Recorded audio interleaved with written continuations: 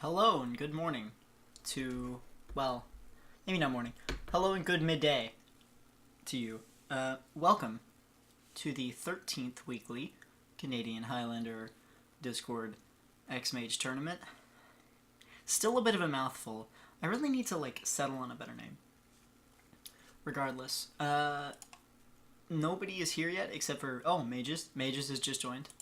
It is 11:45 for those of you watching the replay. I guess I will take this time to tell you what Highlander is, etc., etc. So, Canadian Highlander is a Magic the Gathering format. If you don't know what Magic is, you're probably going to need a better explanation than this one. It is 100 card singleton, which means you can only have one copy of each card in your deck, and decks are 100 card minimum. It is a 1v1 competitive format, so each player starts at 20 life like you would in, say, Modern or Legacy or something like that. There's no commanders, so it's not like Dual Commander. That's a radically different format than this. There are a couple other quirks about Highlander. Often, because of the singleton nature, you end up kind of digging the bottom of the barrel for playables. Like, you ever heard of a Scab Clan Berserker? Yeah, I bet not. But it's in, here, let me find it. It's in just about every single red-green list.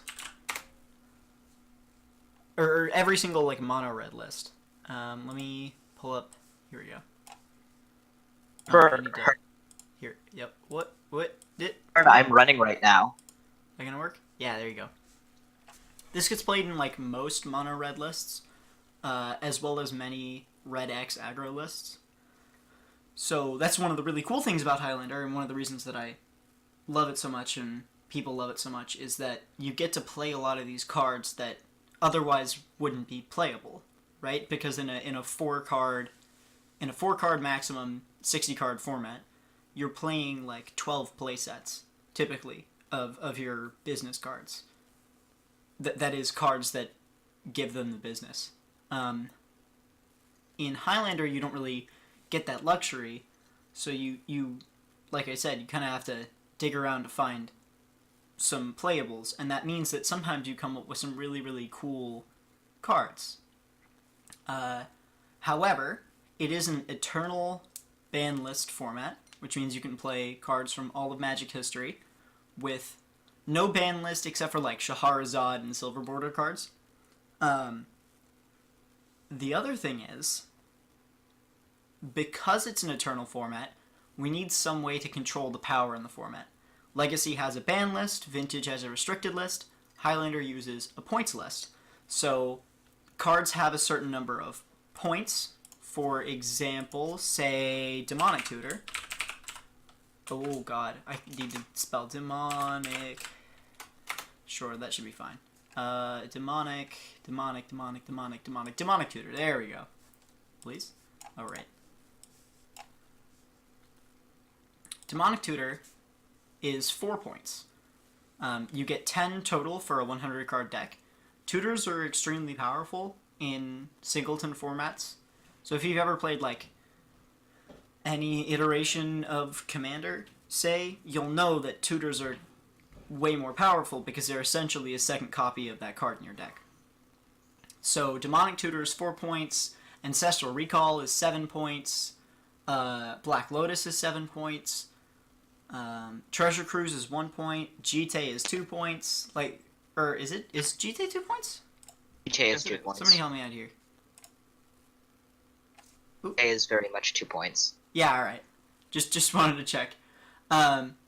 So the format doesn't get degenerate. In fact, I think the points list is in a better spot than it's ever been. Ancestral was recently pushed up to 7 points. So it's not an auto-in for every blue deck anymore. Back when Ancestral was 6 points, and even back when it was 5 points, literally every blue deck played Ancestral because there's no reason not to. If you had Ancestral and Snapcaster, it's the first Ancestral doesn't kill them, but it makes it really hard to win. The second Ancestral literally wins you the game. Most of the time. Yeah, I'd be pretty happy if I could play Ancestral and Mystical and Treasure Cruise and That's Dig the Through other Time. thing. That'd be pretty good. Yeah. So It's probably good that we can't do that. Exactly. One of the reasons that it's so many points is because all the tutors are on the points list. If Ancestral costs a ton of points, then you can't just load out the rest of your points with tutors to find Ancestral. There was like one more thing that I wanted to say. The points list is actually in such a good place that we've recently done some pointing downs. So Doomsday, you know that weird combo card that was reprinted in was it reprinted in M25? It was reprinted in Masters 25. Right, and everybody's like, what the hell is it? Everybody who doesn't play sick Commander. new art. Whoa. Okay. Whoa, that's so Yeah. dope. Was like, what the hell is this? This was 1 point for a really long time because it was like kind of a boogeyman of the format, and now it's 0 points. And Hermit Druid, again, weird combo card. Hermit Druid. This one was not reprinted in Masters 25, but it was in Vintage Masters. This basically lets you mill your entire deck all at once. This went from 2 points to 1 point. So yeah, we're in a really exciting time for the format. It's very, very healthy. My co-host, that is Red Mage, is just not here. I haven't seen him in the last like entire week on the server or anywhere, so he might be deathly ill. Or A busy couple doing of something days else. ago, I think. Pardon me? Yeah, he's been on. Oop. Oh, Yeah. my headphone cable's a little finicky. Okay, I can hear you now. Sorry. Nope. So, good morning. Well, midday. How is everybody? All fine. Who are we waiting on? Like 3 more people. Everyone. Yeah. We got Var back. So in the booth now we have Artirian Legacy. Don't snap. They need to know what your voice sounds like. What? Hello? Oh, was there a click that you just heard? Yeah. Oh, that was my headphones. I'm sorry. I Me. Eloquent. We have Mages of the Beach. Oh, listen to the dulcet tones of confusing name McGee. I hate you. We have Tulip. Hi. Yeah, Tulip's cool. You're from Finland, right? No, I'm Sweden. Damn it. I was in the right, like, area of the world. That counts. Scandinavia. Yeah. They're not the same country. I know. I also have Varback, who is dead silent. Right?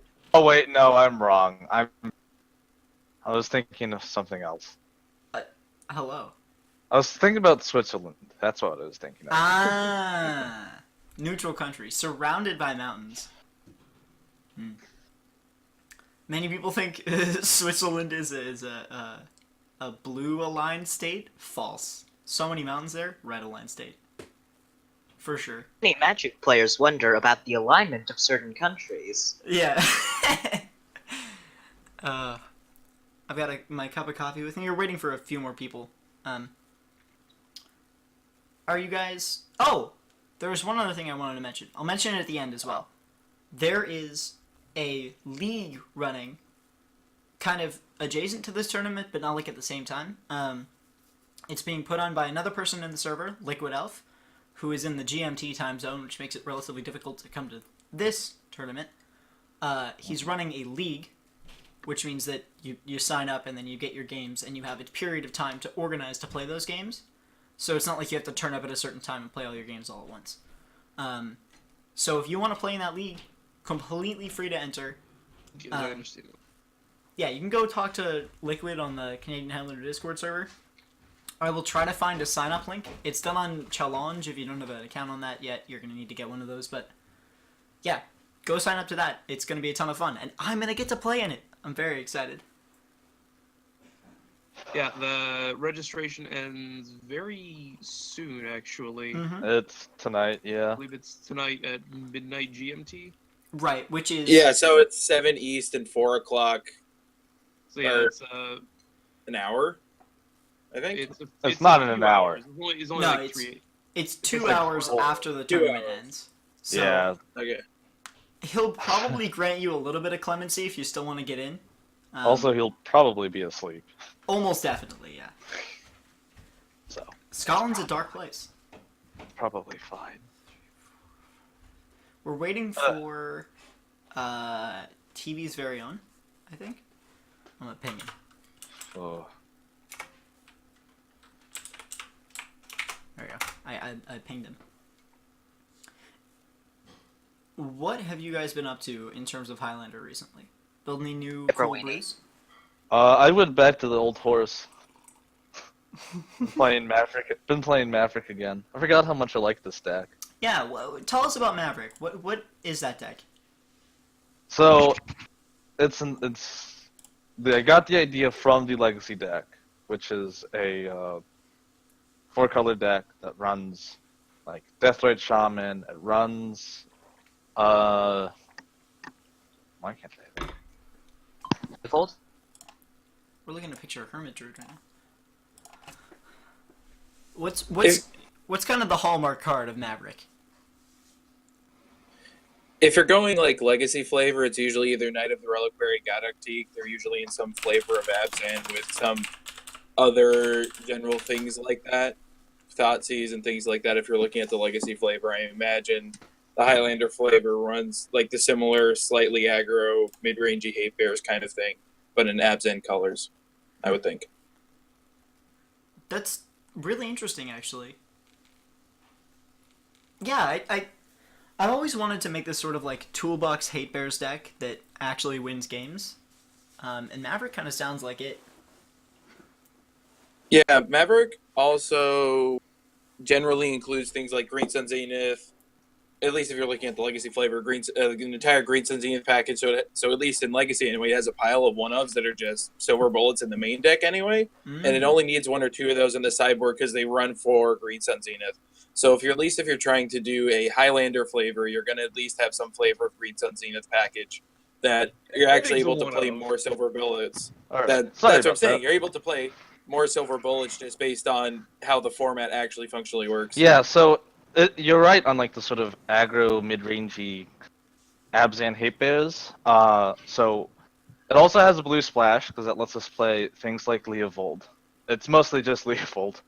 The blue splash is like the lightest blue splash you could possibly have. So you splash blue for Leovold and Atraxa.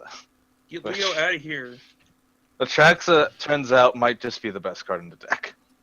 The fortunate thing is that you can Green Sun Zenith for both. See, I know, right? Toolbox cards. 4 mana for a 4/4 with a pile of keywords seems pretty good. So what It's it a sounds four- like to me is that it's a hate bears list, or at least if not a hate It's bears like list, one. then It plays like one. like a taxes list that wins against midrange. I wouldn't say wins against mid-range, but you do have more options against mid-range because you have these really powerful multicolor threats that are just better than theirs. It's really exciting. Stuff like Leovold very good at making your opponent's removal very sad. Yeah. It draws you a card every time they kill one of your creatures. Oh hey, You get Or tries to have a lot Thoughtseize of you, options. or Yeah, Wasteland you, Yeah. things like that. And then You there's also get some- the green. I feel like green just in general, in any kind of list like that, just gives you a bit more Yeah. backbone. You also have the option of running Ramanap excavators and strip mine, oh my which god. I've gone back to that. I mean, like, you do that, and then that's probably part of your toolbox, either that or Ghost Quarter, depending on where your point spread is. Yeah, I don't have Ghost Quarter. I saw a Ponza list the other day that was running Sylvan Tutor, or not Sylvan Tutor. Oh my god, Sylvan Scrying maybe? It's one Sylvan in a green. Scrying. It's 1 in a green. You go search your library for a land. That's Sylvan Scrying. Sylvan Scrying. It was running Why don't Sylvan they- Scrying just to find strip mine. Well, I mean, it also finds anything else. I mean, you're not wrong. I am not ashamed to say I have used Demonic Tutor to go get lands by fair share number of times. Yep, I have done that too. It feels bad every time. Also, notably, that's the other toolbox element of Knight of the Reliquary. Oh, right, because Knight of the Reliquary can find any land. Yep. Correct. Knight of the Reliquary can find your strip mine. Mm. But yeah, the deck can do a lot of really cool things. You have a lot of options. You get to run Bring to Light, which is just amazing. Yeah, that card is. It's a really good tutor. Eldritch Evolution lets you find your big things too. Turns out half the time when you tutor, you just look for Atraxa.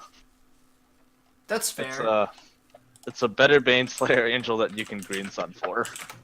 She has Vigilance. Why does she have Vigilance? It's one for each color. Well, I guess the question is, what is She the is- peripherally? 4 colors. Oh yeah, but I So- guess the real question here is, what is the proliferate do in the sense of Canlander, aside from making like your Gemstone Caverns better? Does it actually nuke 1/1 anything? counters? It doesn't really do anything. No. It doesn't Does do a anyone play lot. Chalice? I don't think anyone plays Chalice because that's a way to hit Chalice. Chalice So- feels Are you bad. on oh my god, Aetherbow? Yes. Okay. So you can So put it more uses counters that in it. to- Oh wait.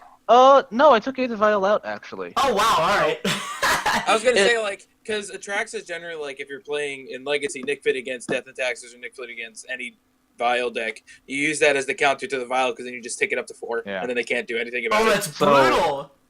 There's in the deck itself. There's 3 things that it can interact with: Cheetah, which is pretty good, and the 2 copies of the 2 different swords. The two That's all it different can swords. interact with. Sorens. Oh, Soren. I thought you were like 2 Yeah. different swords, and I was like, what? I added 2 Planeswalkers to the deck. That's fair. I'm a fan of Planeswalkers. They are, like, okay, when I was, like, getting into Magic, I was like, Planeswalkers seem really bad. And then, when I look at them more, they're modal spells that you cast every turn for free. Yeah. Yeah. As it turns out, they're very good. When I first started playing, I actually got super lucky. I opened let's see, what did I start playing? I started playing right before Dragon's Maze released.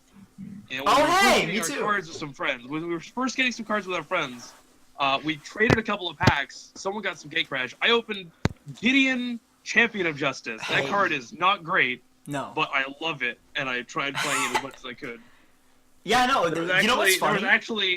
there was actually a standard deck that could run it back then. This was after Theros released. I don't think it was amazing until after Journey. But it was White Weenie, and you were playing Gideon, Champion of Justice.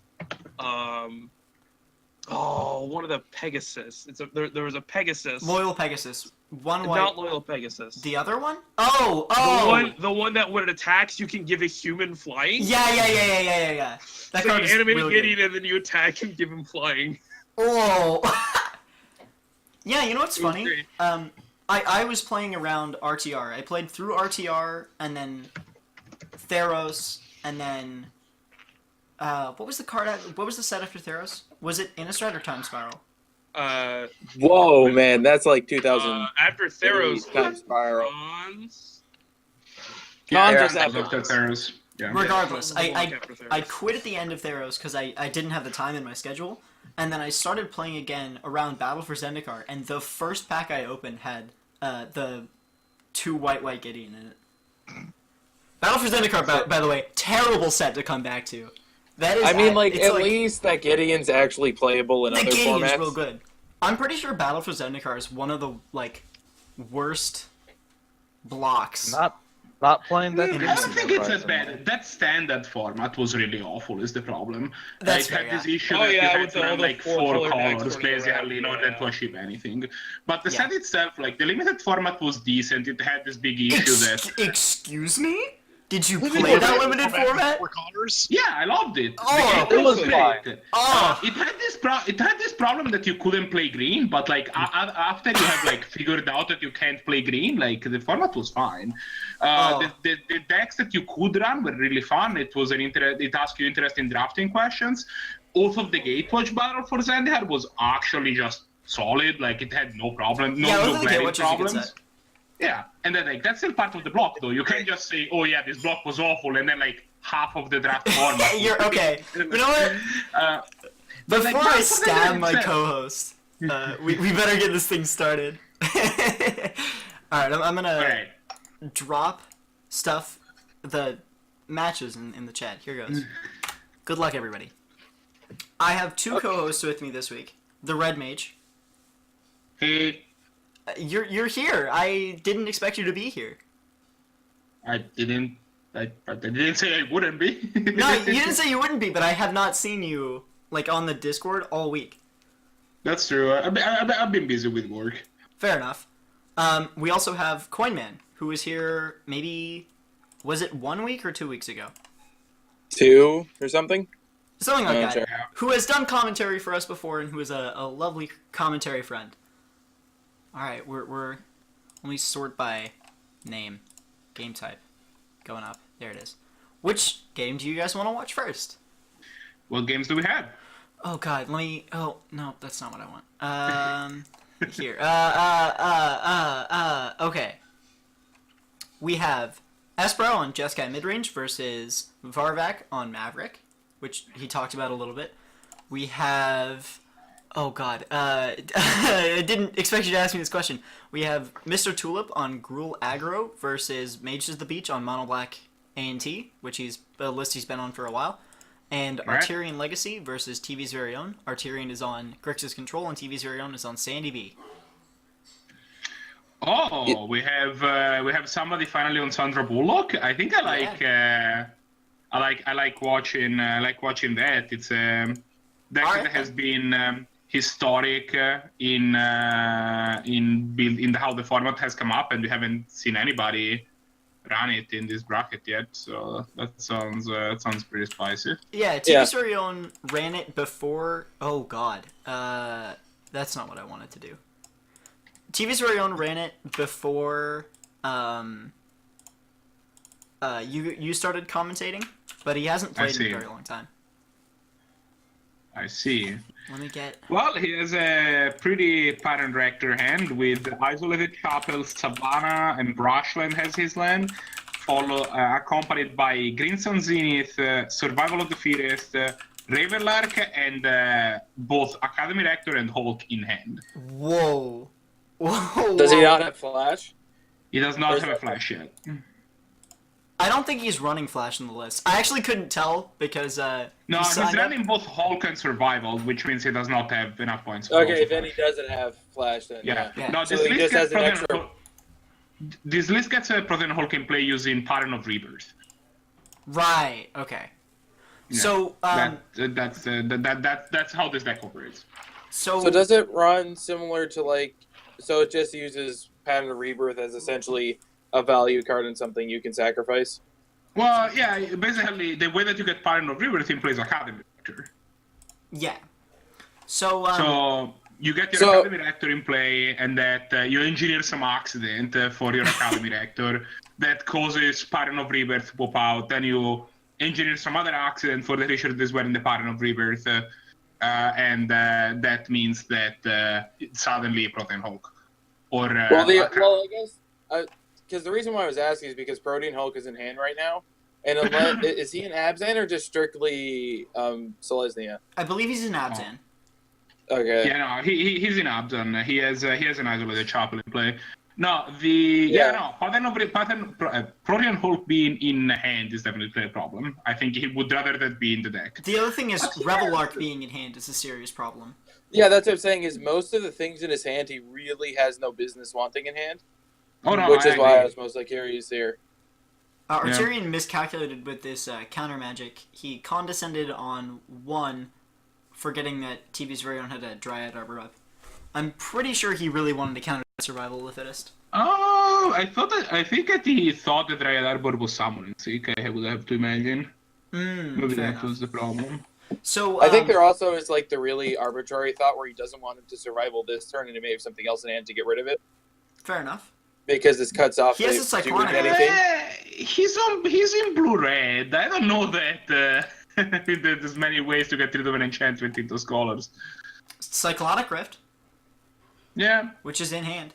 So, for those of you who don't know what Sandy B is or how it works, I'll give you a quick rundown. The Protean Hulk combo. Yeah, he's a Grixis, so like. All right. Yeah. So also Protean... black, not exactly great at getting rid of enchantments, but we'll see, I suppose. Yeah.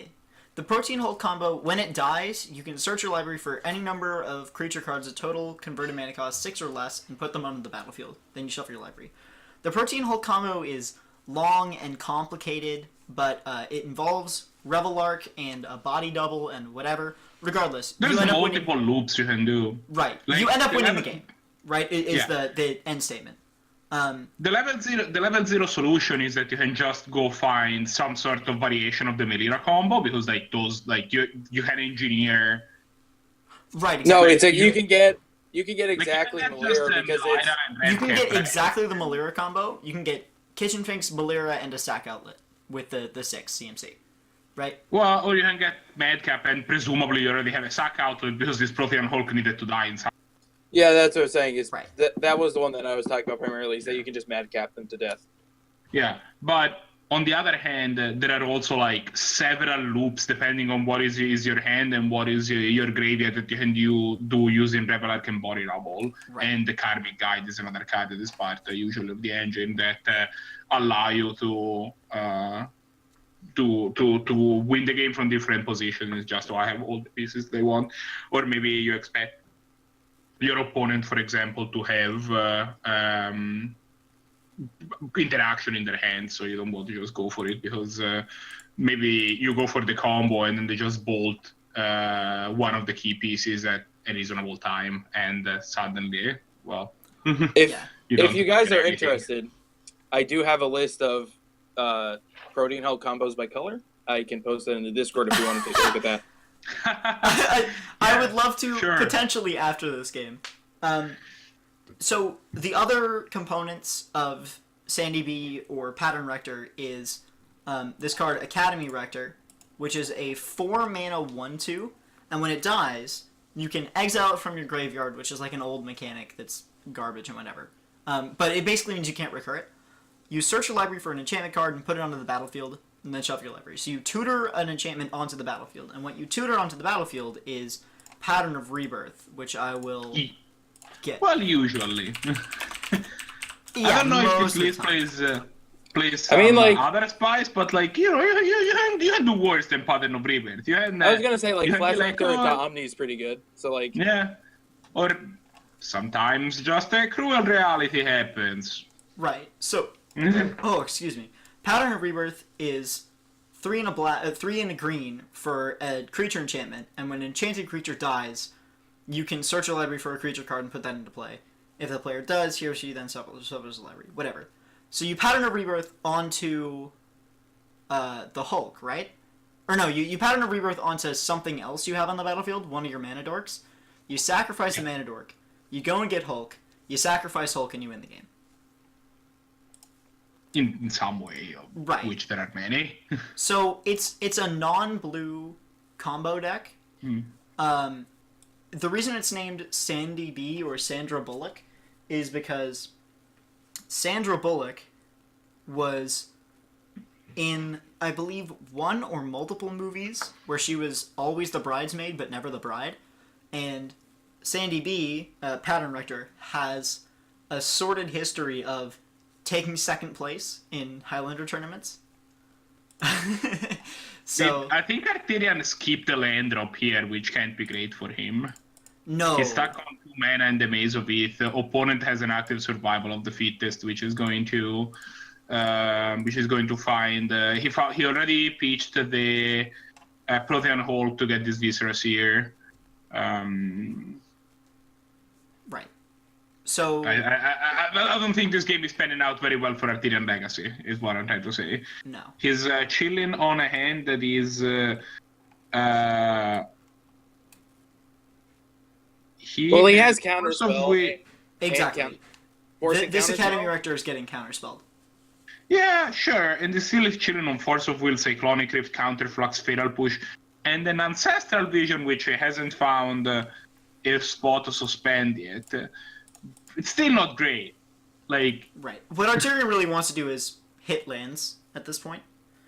yeah, I think if Artirian hits... Oh, there you go, Temple of the Temple Sea, of the which Sea. is not the land he wanted, but, you know, it's, Hey, it lets you scry. yeah. I think we're gonna see him suspend the Ancestral Vision at this point. I would say. Perhaps. Artirian has push in hand.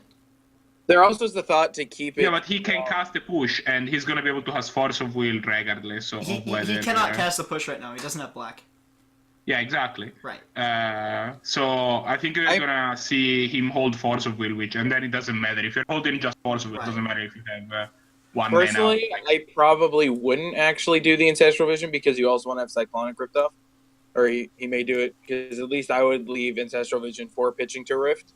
No, or for I think you just pitch Rift to Force of Will. I think pitch is gonna. I think Rift is gonna be a Force of Will pitch. I think at this point, the survival of the fittest is you're just gonna have to try playing through it. At this point, TV's very own can. Oh no, he's casting Revelark. All right, excuse me. At this point, what I thought. Is he evoking it, or is he actually casting it for? That's 4 or 5. No, he's just casting it. Yeah, he's casting it. Well, because he can sack it to Viscera Seer. That's true. It's also a 4/3 flyer. Yep, it's gonna get It's forced. gonna hit the Force of Will. So what I reckon would happen, and pitching a Cyclonic Rift, what I reckon would happen is he would search his library with Survival of the Fittest for like Murderous Redcap or Kitchen Finks, and then GSZ for Malira, and then he has a Sack Outlet, Malira, and Kitchen Finks. Yeah, you have to imagine that Artirian Legacy has something, right? Like, he has not been playing land, he's been just chilling on a few cards, like, his hand is gonna have some sort of interaction. He has two cards in fact, but he does have this Fatal Push that is gonna like be able to break things up if he goes for some sort of combo. Right. I think honestly, I like the way that TV is very honest playing this. You have an active survival, which gives you actually a decent way to like keep grinding and finding the creatures that you want. Just play the fair game, attack with like the creatures that you have on the ground. This Maze of Ith is gonna make this a little bit harder than it needs to be, but eventually you're gonna have enough power to force Artirian to do something. And this is actually why, from Artirian seed, I like suspending the Ancestral Vision, because that gives you basically a win con, right? That says, I have this Ancestral Vision. When this resolves, I'm gonna win the game. Yeah, that's fair. And I think you have to remember that TV's very own is on combo, and he basically started with all of the combo pieces in his hand. He had to do very little tutoring to get what he needed. So but this he didn't want them in his hand. Well, he didn't want some of them in his hand, but he started with an extremely powerful combo hand. One of the things that Sandy B is relatively like renowned for compared to, say, MonoB ANT or oh boy, Gaia's Cradle. Yay, Gaia's Cradle. Or like other combo lists tend to like speed up and then just go off, right? Sandy B is a lot slower and more methodical in comparison. It's a mid-range combo deck, is basically what it is. It's a deck that it's kind of like similar in that vein to like something like Pathpod, where you're kind of like, you do have a fair option as a deck that like you can just play your creatures and have them be reasonable mid-range creature and play a mid-range game and attack your opponent and grind them out with kitchen things. Are we gonna see Artirian GSC like counter this GSC? It's probably gonna GSC for something dumb, is what I would imagine. Well, he has no cards left in hand, so Artirian basically has no reason not to counter this. Yeah, I mean, if your opponent casts Crimson Zenith, you're gonna have pretty much no matter what. Like, yeah. Unless they're casting it for like 0 to fetch their dead 1, then it's a different thing. But I mean, like, you still need to counter it anyway because putting it in the graveyard is really important. Anyways, you can't really let it resolve. Yeah, I think that... Well, turn 0, you might not have an option to. TV's very own doesn't have any cards in hand, so at this point, Artirian can just stall until his Ancestral Vision comes off. Yeah, we're gonna have to see. Well, not particularly. He doesn't have flooded a little is his issue, honestly. He doesn't When have what? you have an active survival, you want to just peel creatures so that they can turn into whatever creature you want, but he's been just ruining lands. What were you And gonna that's say, not Carmen? the game that he... No, basically, I think the issue is right now is that Artirian is putting on pressure, but the largest thing right now is he doesn't have anything to do right now. Like, there is literally nothing that's going on for him, Right. especially with only one card in hand. So if TV's very own even draws a creature, he probably just wins from there. I Yeah. also Yeah. He has It no depends counter if he spells left in mana- hand. It depends if he manages to draw that creature before this Ancestral resolves. Like, the Yeah. game revolves around this Ancestral Vision. I think if this Ancestral Vision resolves, it's going to be very hard for his very own to grind through that many cards. If it doesn't, and he manages to peel a creature before, well, it's going to be harder, because with the Survival of the Fittest, any one creature that TV's very own got, that's most of his deck, that's going to basically become the perfect creature for this board position, which is probably going to be... Does he play Carnage Tyrant? I don't know, actually. Again, I can't read the deck list. It was provided to me in, like, a list of TXT file? Let me see. Yeah, I TXT mean, like- list. Because, like, I guess my question would be, does TV's very own run, like, Necromancy or anything like that? Necromancy, Dance of the Dead, anything akin to that? Well, let me stare at the list and see if I can figure it out. I mean, you can again, just PM it to me in the Discord and I can find it if you want to figure past it. he does run Necromancy. It's the very last card in his deck.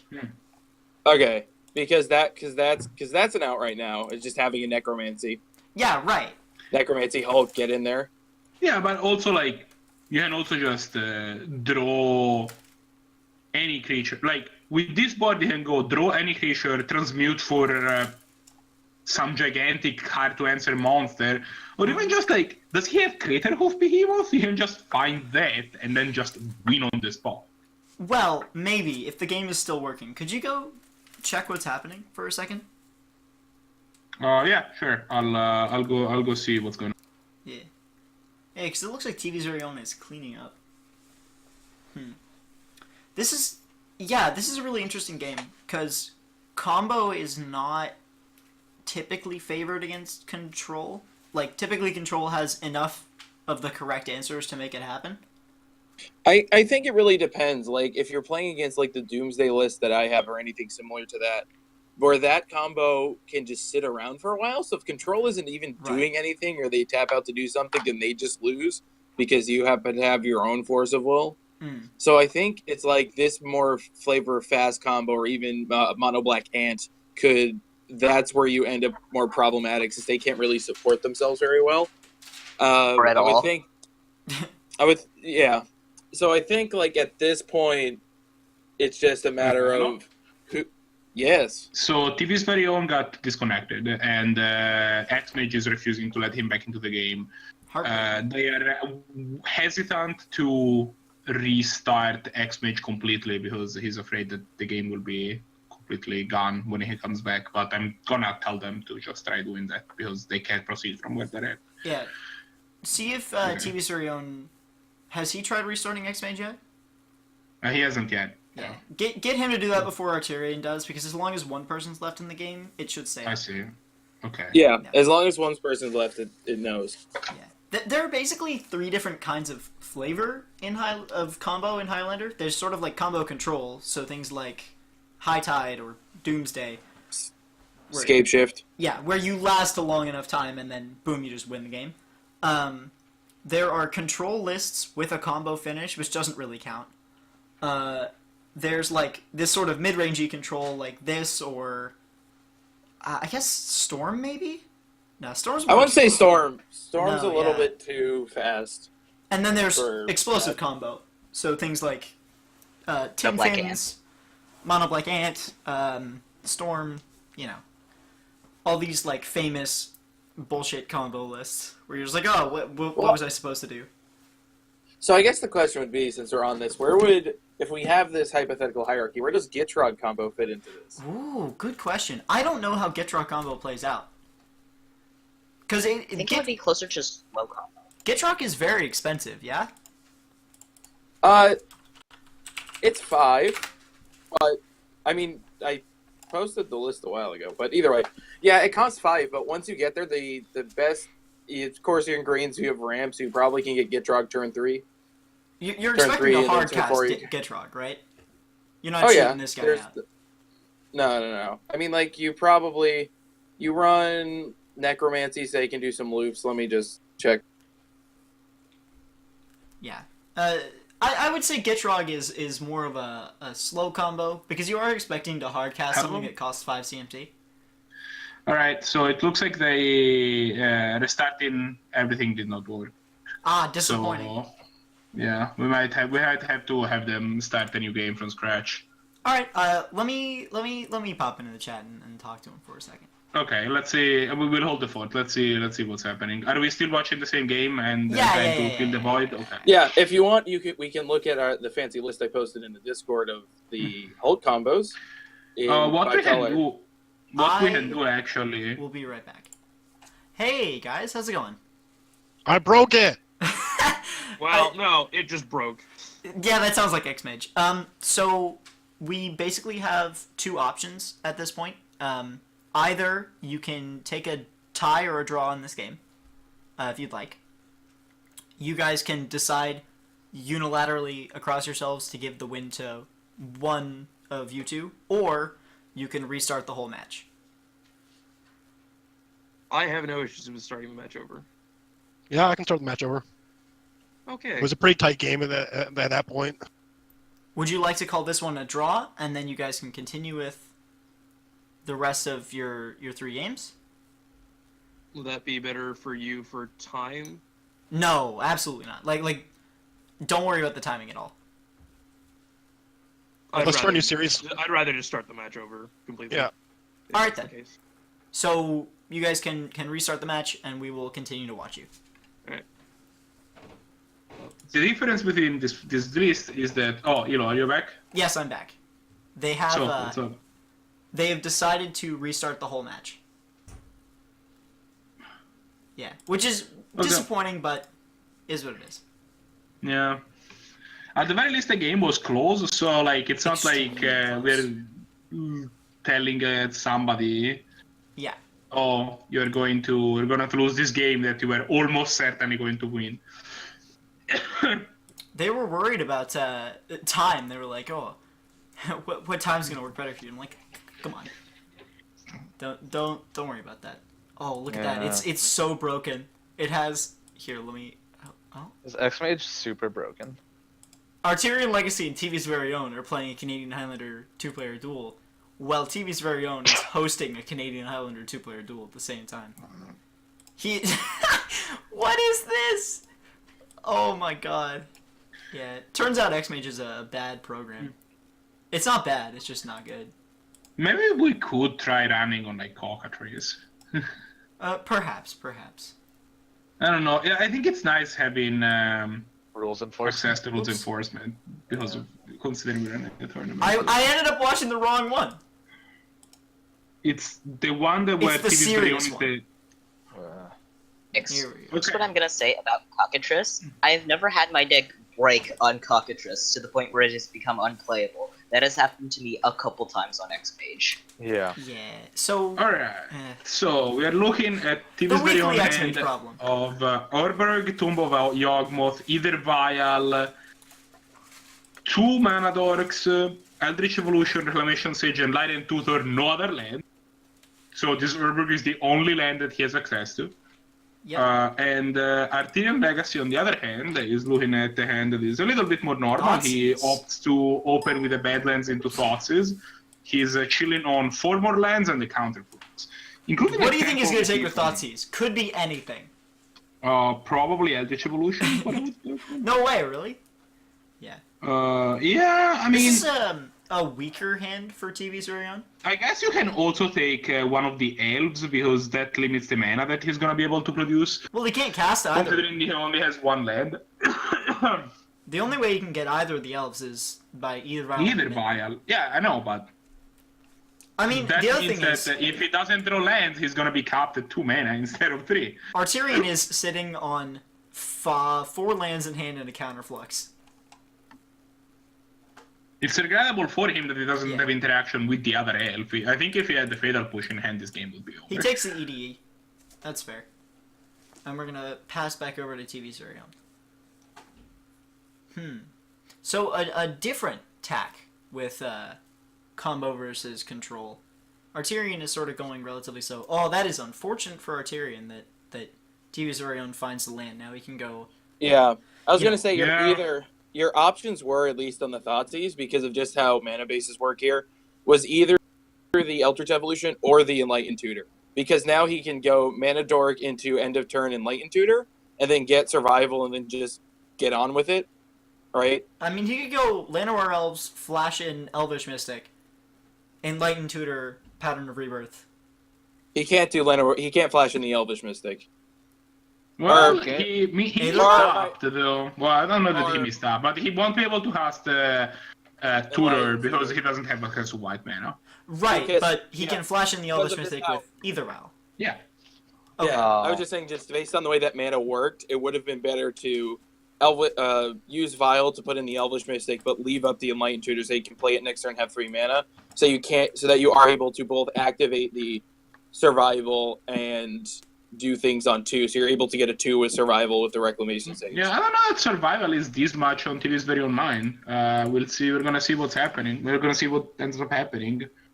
Artirian finds another 3 mana hound spell, which possibly not exactly what he wanted, but No. He may also upkeep Enlightened Tutor as well at this point, because he would have to force it. Oh yeah. Yeah. Does he have? He doesn't have Force in hand. he does not. No. No. His Because he is can- allowing counterflux.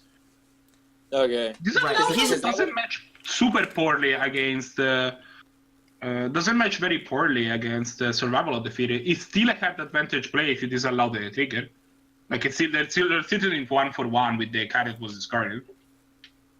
Yeah, because at least in my is opinion, very I unfriendly think it move, would have been right? better to get a 2 with your Reclamation Stage, because Reclamation Stage is going to be particularly fantastic in this matchup anyway. So getting rid of Rec Sage for something a little bit more relevant would be really good. Is Artirian just on Grixis Control, or is he playing Grixis Time Vault? He's on Grixis Control. I do not believe. Like I could look at the list, but Because I don't depending believe he's running. if he's on like a pure control list or a combo control list, this Reclamation Sage might have a very important role to play.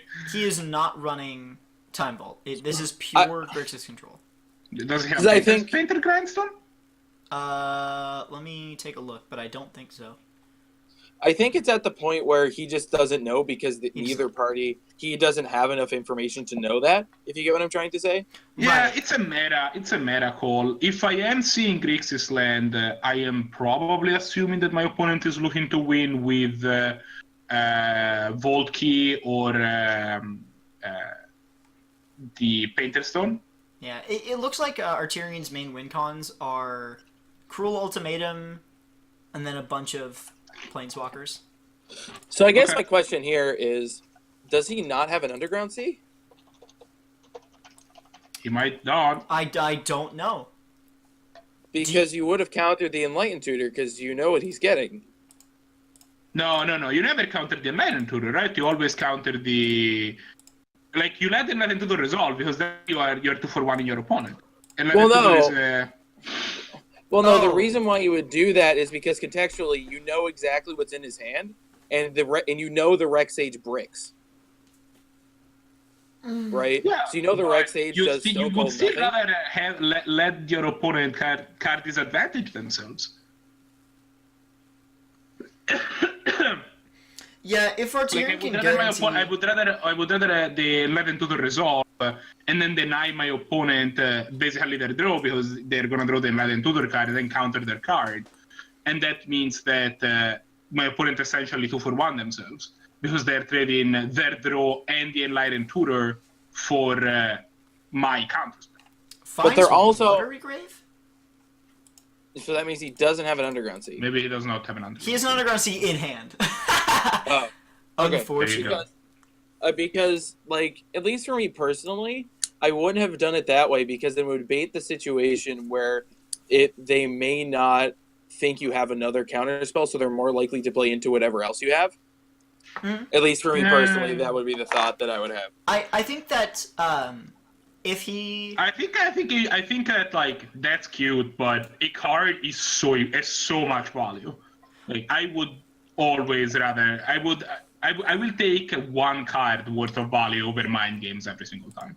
arguably, I think the correct play is the one that Coinman is describing, because for all intents and purposes, he doesn't have a sack outlet, and you know the last card in his hand is a Reclamation Stage, which is not a sack outlet for any of his creatures. So he has no way.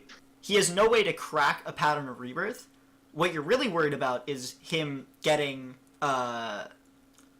Survival. Survival, right? And then you counter the survival. What is he gonna get that you cannot counter? That's fair. I think.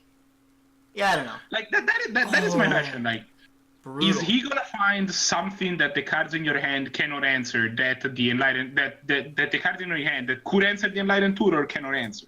Because if the answer is no, and I don't think there is a card that does that, unless there is some sort of uncounterable nonsense in TV's very own deck that you can find with an enlightened tutor, then you should counter the card that he's finding, because then you are trading 2 for 1 instead of 1 for 1. Artirian doesn't know his exact deck list. Your line gives TV's very own his draw step. It does give him his draw You step. don't know what he's drawing. It denies him options, though, because if he was to tutor something that he didn't immediately cast, or you know, some of this uncounterable BS, you don't know what is in his deck. But So- the uncounterable BF doesn't exist. Well, it could, right? I don't think there are any enchantments Uncounterable that can't be countered. enchantment sees play in a Artirian Highlander.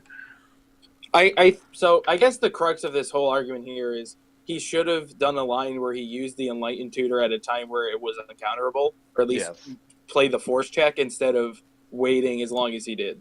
Because at least if he had survival up, he'd be able to do significantly more things now. Because he had an opening where he could survival and turn Rex Sage into something relevant.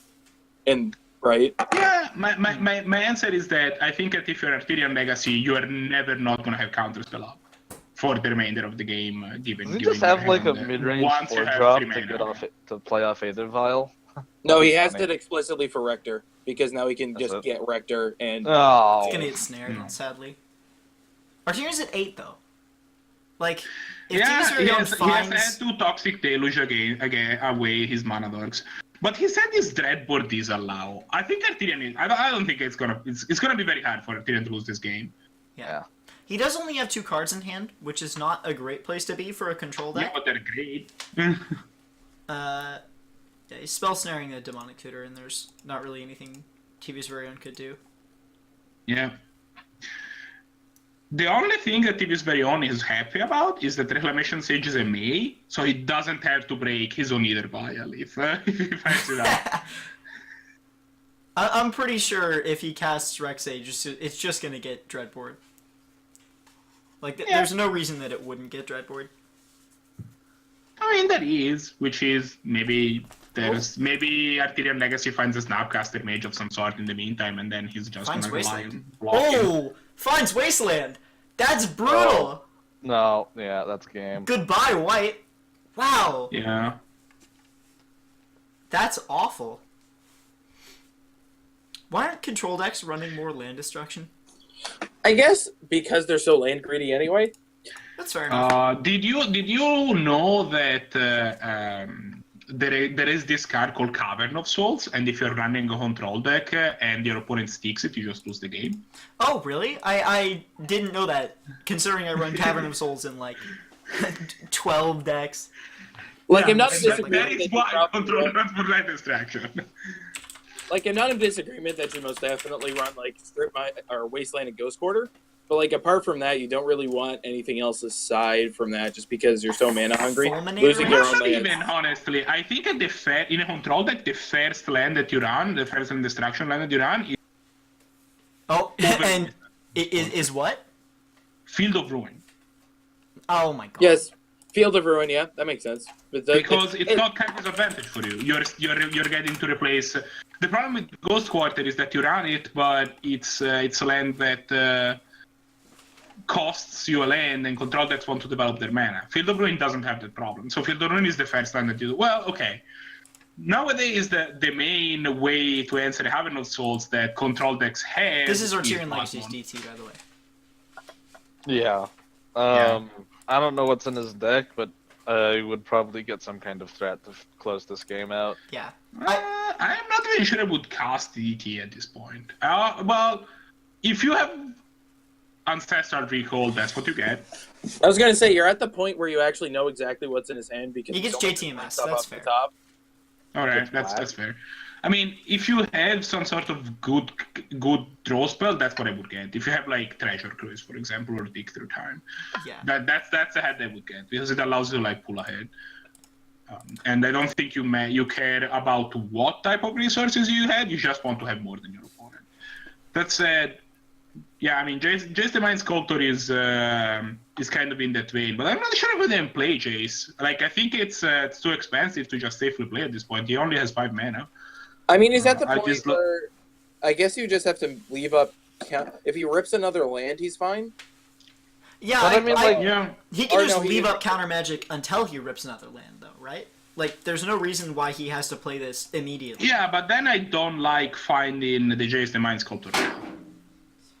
Like, I think at that point you just wait on this Demonic Tutor, cast it at some later point. That DT was finding a draw spell no matter what. Or a win con, Yeah, but pardon me. That DT was finding a win con no matter what, so I don't see why... And that's the thing. I don't agree that the DT was finding a win con. I think the card that you want the most is a draw spell in this board. And I think Link the Baral is probably the most important thing right now. Baral because is it breaks- disgusting. Well, it's not that you lose, Oh, no! but it breaks Noble Hierarch. well, also Baral also means that if he draws one more land, now he can play Jace and leave Disallow up. TV's Yeah, very own but I finds think- Survival of the Fittest raw off the top and is just gonna cast it. It's gonna Because I hit think- Disallow It's gonna almost hit- certainly. Yep, there you go. Yeah. Yeah. Yeah. It's gonna 'Cause I think at loot this him point- probably into a land. At this point... Coinman? Let's see what he finds. The draw is Logic Knot. Wow, that's busted. He has a Baral in play! Oh my god! Do you discard Dreadbore to keep... Oh, yeah, you do. You just got Dreadbore. Yeah. That's fair. You want to keep 'Cause up you the have- counterspell, right? You want to keep up the counterspell, and this also protects your Jace because you already have the Baral, which is a 1/3. Fine. It's a Because I think Scalding That's the land. Because I He think needs the to biggest. crack Scalding Tarn because he needs to find another blue mana. He can crack Scalding He Tarn doesn't need anytime he do it wants now, to. but- Yeah. He doesn't need to do it now, but he's gonna need to.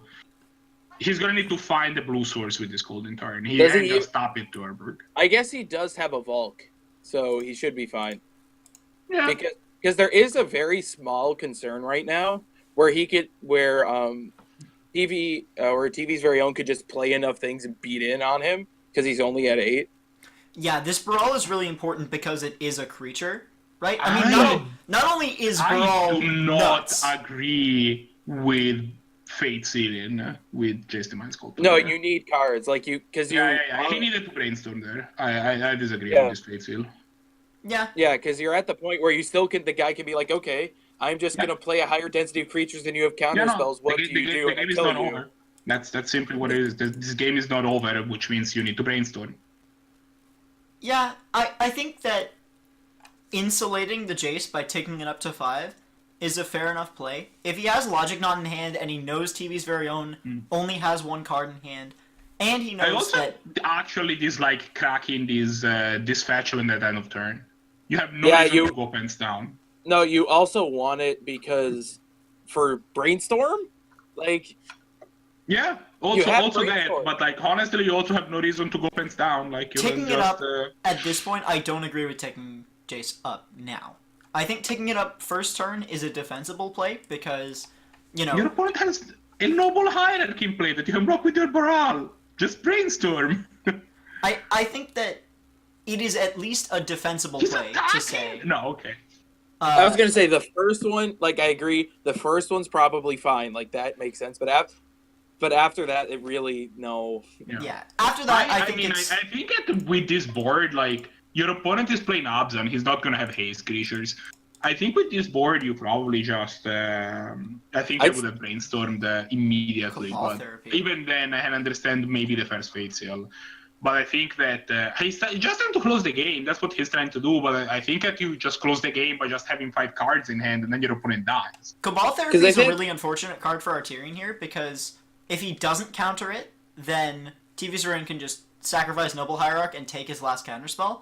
But if he does counter it, TV Zerain gets to take his last counterspell. So yeah, he's getting punished by not brainstorming. That's what he is. He would have more cards in hand. I think there's also an interesting point to make here, where now he has a Cabal Therapy in the graveyard. So if he just gets a Rector, because Vial is on 4. Yeah. You have to think about it that way as well. As there's a problem now that there is a sack outlet in play. And a way to make it enter and be uncounterable. Yeah, correct. No, I think that TV's very own now has like draws, and only because Artirian like if Artirian Legacy loses this game, TV's very own didn't win it. He's he lost taking it up more. Yeah, I don't know. I think that this is terrible. Interesting. Perhaps he's just trying to tick it up until he can get to the ultimate. Well, like that's his plan. That's he wants to ultimate DJs and finish this game. I just think that's awful. Is this like? It was Artirian last time as well, right? When I started ripping into him. You just got extremely angry and destroyed I think he's just bad at playing blue cards. That's so rude. Nice. If he like played the game with his blue cards better, I would not be angry about it. On the last hope. Unfortunate.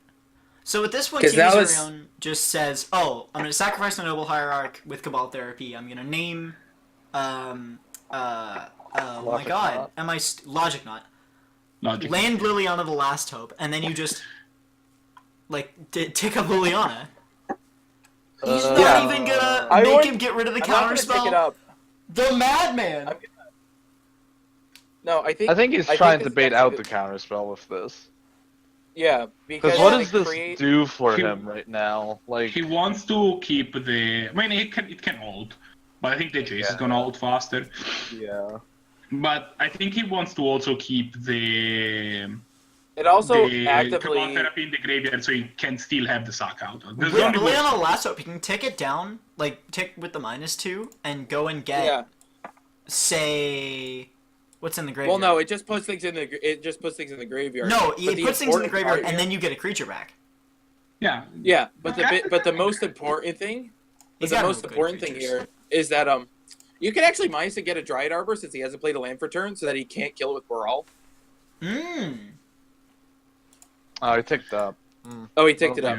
I don't agree with that. To be fair, his graveyard is not exactly stacked. What does Artirian have to kill it? Elvish Mystic and Dryad Arbor. Those are the cards that he has access to. Right, but I think wouldn't you be trying to dig as fast as you can to your? Yeah, because I think that's also what it does. Because if you just flip over a Rector and then you get it back into your hand, you just win. So Artirian has 2 counterspells in hand. He has Logic Knot and Overwhelming Denial now. Now I am going to staunchly defend him taking up this Jace because given that you have taken him up the first 4 times or more, now it's correct to take him up because it's going to ult in 2 turns. The problem was the decision that led him here. Because you also have the problem now. It is going to be 2 turns, so now he has enough time to minus Liliana twice.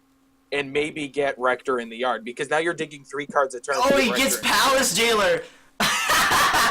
Oh no! Oh, now he can start beating it on the Jace. Is Palace Jailer a creature or a creature? Oh yeah, it's a creature. And it costs 4. Oh my God! He gets to put it in. That is the Baral. deeply unfortunate. It on the noble thing, and start beating it on the Jace. And now he draws more cards. This is really bad for Artirian.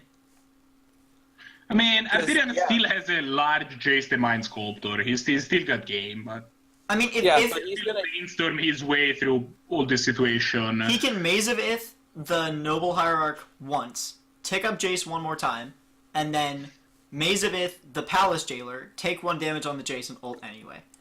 I don't think he cares. Well, he's not going to take Yeah, it one. wouldn't work like that.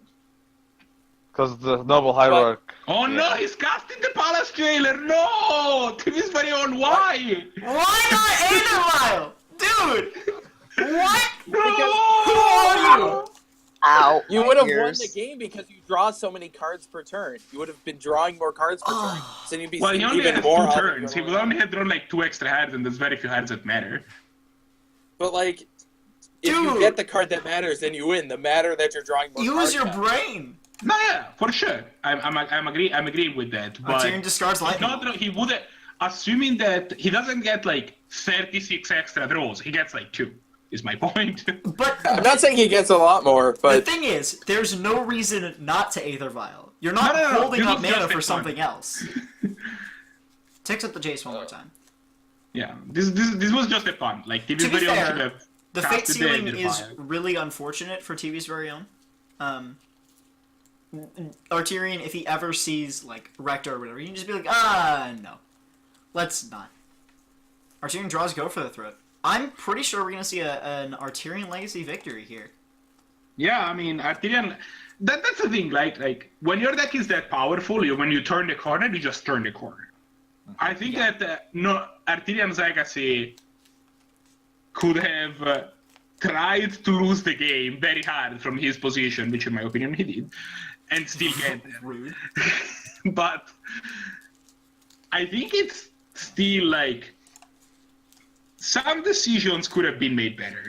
I'm gonna leave it. I mean, he's just gonna get Palace Jailer again, and I swear to God, if he hardcasts this Palace Jailer a second time, I'm gonna lose my mind. well, he's gonna get Palace Jailer back, right? Yeah, he gets Palace Jailer back. If he hardcasts it, I'm gonna be... Yeah, it doesn't matter. Like he's gonna So throw one salty. extra hand with his Palace Jailer and then lose the game to the Jace. Yeah. Yeah. I mean, what do you want in your library? Palace Jailer or Devoted Druid? Well, one kills you faster, so that the game's actually over. Okay, thank- this time he sees the line. Oh my goodness. Goodbye, Baral. Welcome to hell. Noble Hierarch swings for 1, takes Jace from... No, it doesn't do anything 13 to because 12. Maze of It. No, not even. There's a Maze of It in play. Oh, Noble yeah. Hierarch swings for 0. I completely forgot about Maze of It. It's Yeah. the Yavimaya Hollow effect, where you don't remember it's there until it's important. Yeah. We'll see if Artirian remembers. I don't think he ever forgets his Maze of It. There Yep. you go. Never does. And which means actually he gets to untap with a Jace if he plays a creature, or I can remove one of these 2 creatures, which assuming He can just go go for the throat, the Palace Jailer. Yeah, he can just go for the throat one of them, which means he gets to keep the Jace. He's just gonna ult. Like there's no Yeah, reason he's not gonna. to. No, I know he's gonna ult now, but it's not like the game instantaneously ends when he ults. There's still like a couple more turns to play. There are Because two, there is again the issue of there happens to be a 3/3 on board and some Oh, other things that can be with the Monarch, TV's He's very gonna own lose on his end step. loses on his end He's gonna step. take fast. That's what I said, is that he'll lose faster. Did I say that? He'll lose faster. because You did say that, but I didn't understand what you meant. Yeah. Draws an I island. didn't catch Rather that. than That means he's just gonna actually deck faster. That's hilarious. The Unfortunate. Monarch is not in me. No, you draw that card, sir. Wow. All right, let's Alright. let's Was find that the the first second. game? That was a good first game. Jesus. Yeah. Look, Well, it might but take there a were while. some technical issues. We had to restart it halfway through. Yeah. That's fine. Which Yeah, is that's fair. unfortunate, but it happens. So, Oh, okay, Artirian Tisberion has on a an hand absurd of, hand. Do you see his Tisberion is hand? on a hand of Forest, Flooded Strand, Bojuka Bog, Abrupt Decay, Inquisition of Cozy, like Tide Blue Scholar, and Enlightened Tutor. So he's gonna be able to pick apart TV's very own hand. Artirian Legacy's hand. Problem is he doesn't have a ton of gas. But Artirian his gas is Legacy included. had This He is Enlightened evolved Tutor. into a really good hand if he had a blue source. Artirian Legacy had the curve, turn 1 Sensei's Divining Top, turn 2 oh my god, Remand. And he mulled it into the way. The madman. I don't think that curve's insane. Inquisitions. I think he was personally digging for either like a misstep or Mental like misstep. he has now, or something a little bit more proactive because you kind of need to be more or less proactive against this deck, otherwise you will just lose. Misstep is a really good card in Highlander, by the way. Like people are down on Misstep. Artirian doesn't have a blue source though. I will never not play Misstep in any of my blue decks. Like And in fact, also some of my non-blue decks, honestly. I've run Misstep in a non-blue deck before. I was going to say, also notably, even with the Inquisition, there's the really awkward point where it only hit either the misstep or a counter spell anyway, because everything else is over 3. Sculler. And Artirian doesn't Yeah, have but any that blue means that these Mystic Compass Cryptic Command, they're not exactly gonna come out tomorrow, right? Like, I mean, it's gonna be. I'm not in Nickel disagreement. Nickel Bolas. Like, I'm not in disagreement that he shouldn't have misstepped it, because just denying the information of he's literally has nothing, because that's where we're at right now, the literal nothing, is pretty good. So we'll probably just take the Condescend here and then just throw Yeah, a it's the lot only of possible distract in there. card. Artirian can Enlighten Tutor for... Or, TV's very own can Enlighten Tutor for survival, right? Yeah, I don't know if he wants to do it now because he can't activate it immediately, but probably. He also can immediately... Like, I think he wants to do that at a time when he can also immediately resolve it. I don't think he wants to not in his hand, because... I mean, he can immediately does resolve play- right now. Artirian does play, like, Thoughtseize type effects, right? So... Yeah. I think you may just since he has like the forest in hand, I would almost just upkeep Enlightened Tutor and just rip it and hope he doesn't have the 2-mana counterspell, because you know everything else he literally can't cast. Yeah. Or actually, you know exactly what his hand is because he played the Marsh Flats return, which Correct. he didn't have in his hand before. So you know that right now it was an opening to do it. Yeah.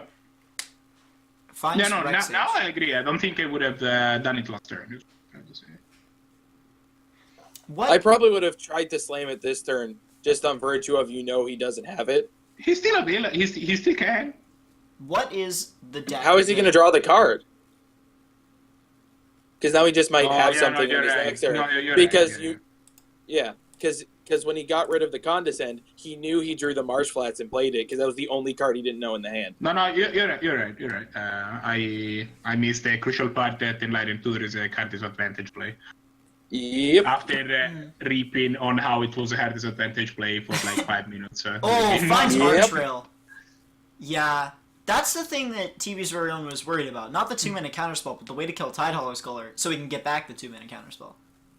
And Condescend is blue X, right? But also but notably, he still won't be able to cast Condescend this turn. yeah. But also notably, he still can't Condescend because you Condescend for X equals 0, so you just get the Scry 2. Whoop-de-doo. That doesn't accomplish anything productive. Yeah. At least he gets the card back, right? Like, Yeah, Artirian now at least a later has... play. He has... I also think that he might be holding on to... I don't think he wants... He considers survival of the fittest as central to his game plan as we are making it out to be. TV's very own... I think that he wants to find Pattern of Rebirth with his Enlightened Tutor. Regardless, Artirian Legacy is shields down, and you will be for this end step and all the way through TV's very own's next turn. There is no reason you don't Enlighten Tutor here. No, I think I agree. I think you're Enlightened Tutor now. What is, like, we were talking about running Mental Misstep in a non-blue deck. What is the prime deck that you would really want to have Mental Misstep in?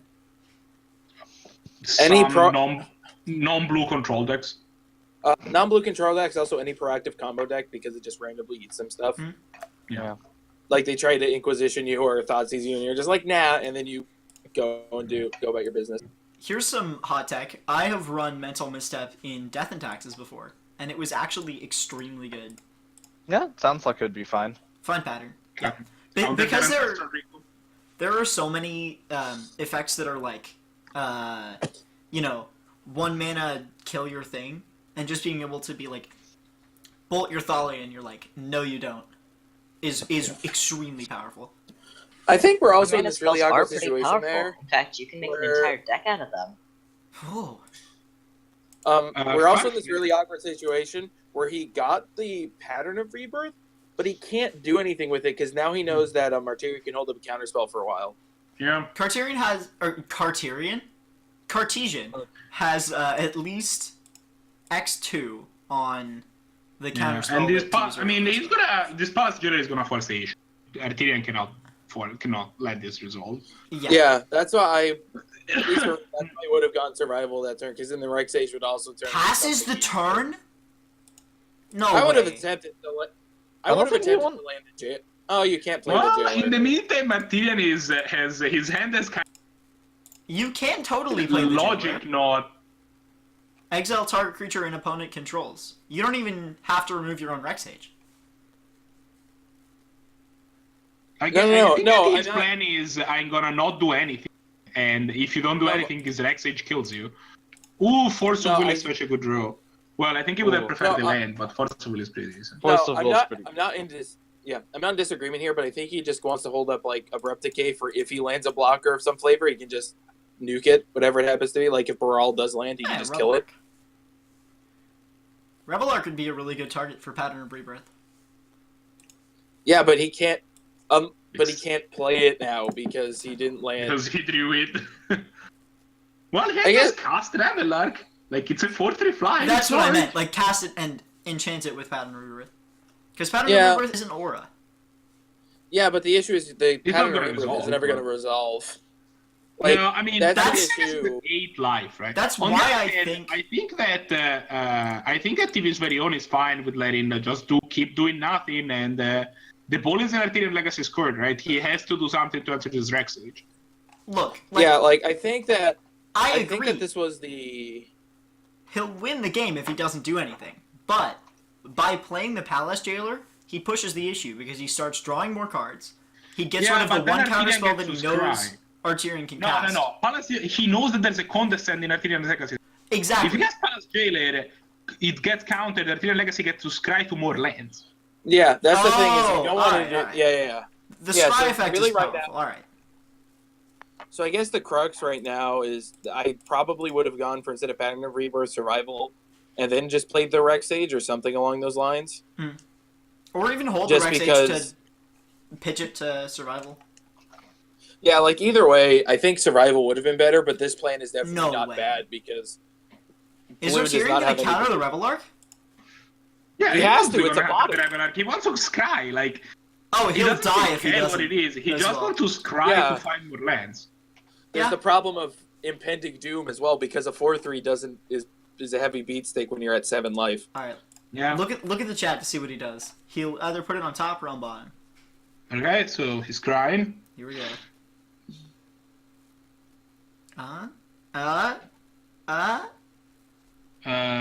Both on top. Both on top. Yeah. Okay. So probably Interesting. lands. Yeah? I mean, like he's gonna have a problem because even with 4 lands, he can only cast like Logic Knot, and he can't even cast Cryptic. Draws Toxic Deluge. Oh. He's I gonna guess. do Toxic Deluge on 1. The madman.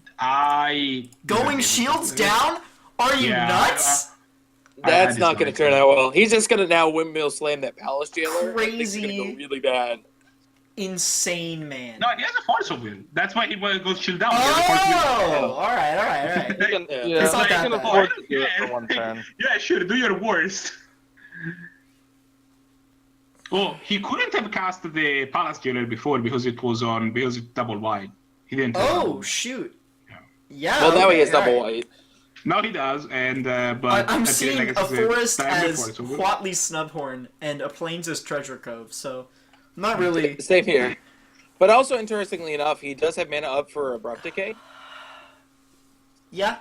So if anything of import lands, he just kind of eats it. Can Abrupt Decay? Okay, at the Abrupt end, Decay like, has a if you line find that the says it can't be Temple of countered. Epiphany, Correct. That is why it is good. Well, that I mean, is it's exactly also what- it's a 2-mana like business spell that kills most people's business permanents. Like I would play Abrupt Decay even if it didn't say can't be countered. Oh, Yeah, he- that's it. He topped again, by the way, topped again? Excuse me? off of He the put the hand on temple. top with the Temple of Epiphany. Oh, okay. And he finds Also, top. notably, a. That's actually great. It means that he's He gonna actually actually got- start hitting land drops. I was gonna say Plus, he he has also Logic got Knot really for like a unfortunate- billion now. Yeah, he also was really fortunate that he didn't. That TV's Very Own didn't draw anything because all of his counter spells were double blue. Oh yeah. What is this card? Absolutely I don't think fantastic. You play it. Sylvan Safekeeper resolve.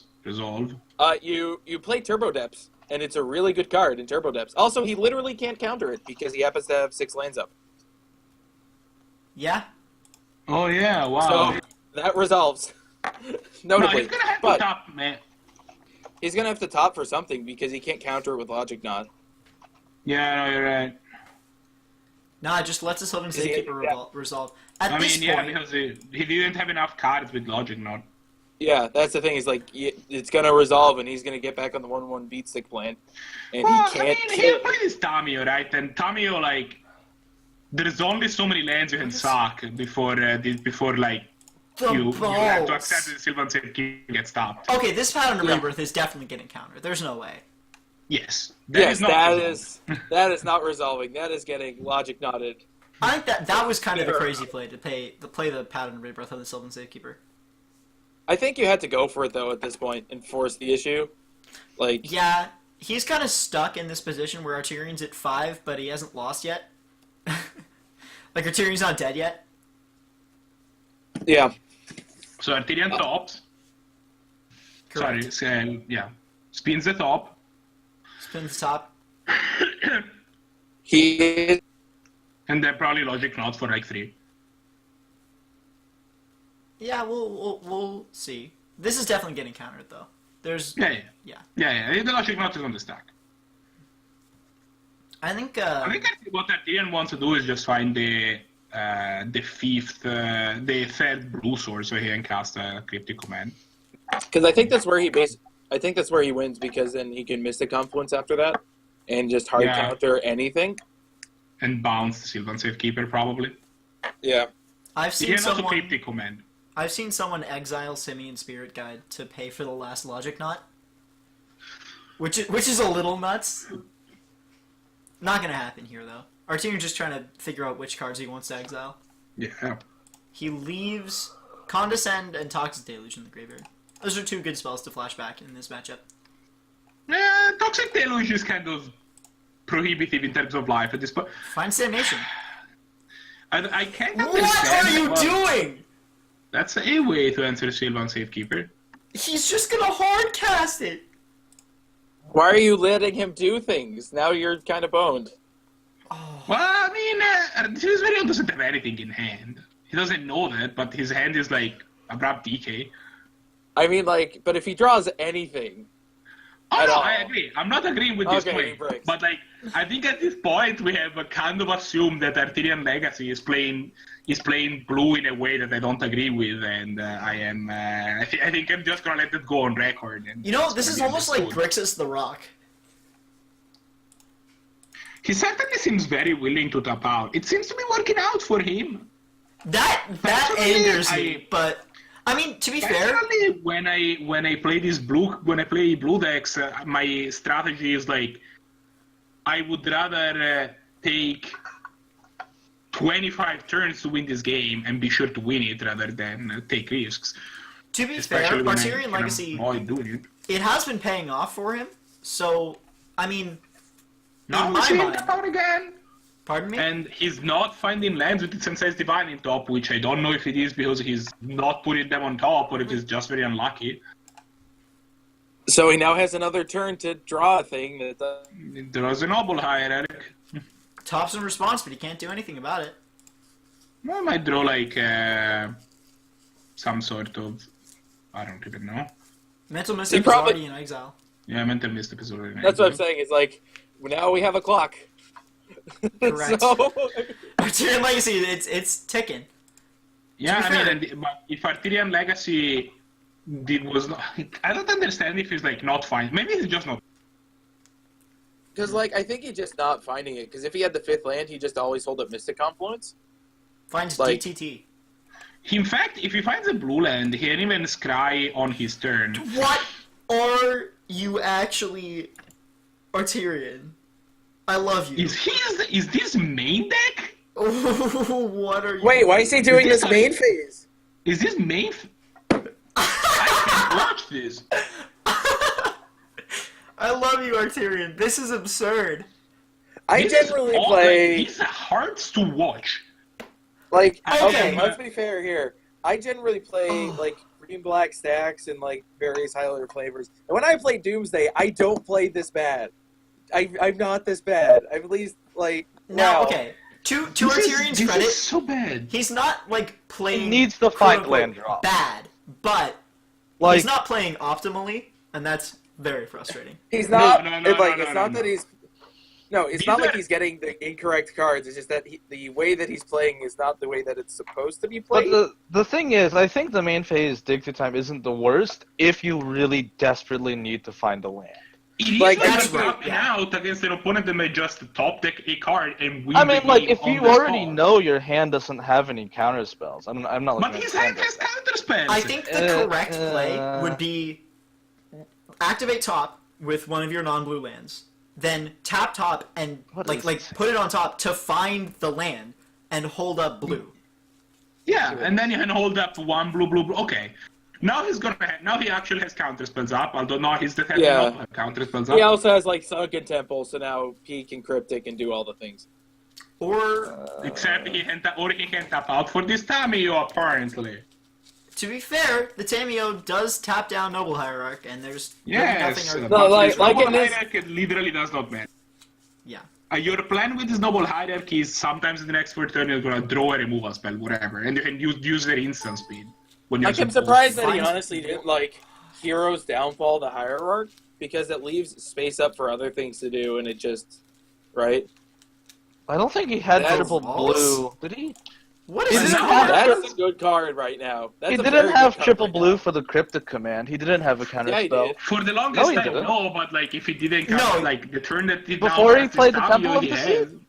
I Before he think played the that- Temple of the Sea, he did not have the mana Before to he cast played Temple of the cryptic City, he command. did not have triple blue for the So he The had no thing is, counter though, spells. The Right, no, He Temple had of no the Sea- counter spells. It's possible the Temple of Deceit was not in the top 3, and he's seen it with Sensei's Divining Top.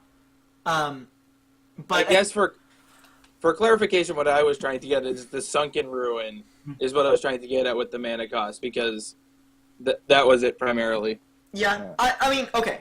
The dig through time was not actually that bad of a play because Artirian really didn't have any other Yeah, like anything. he had to no do. counter spells Yeah. in hand. So I think it was fine. He had Mystic But I Confluence. think that what you do is you try to find the blue source. He had Mystic Confluence Right, and one but, land like- too little.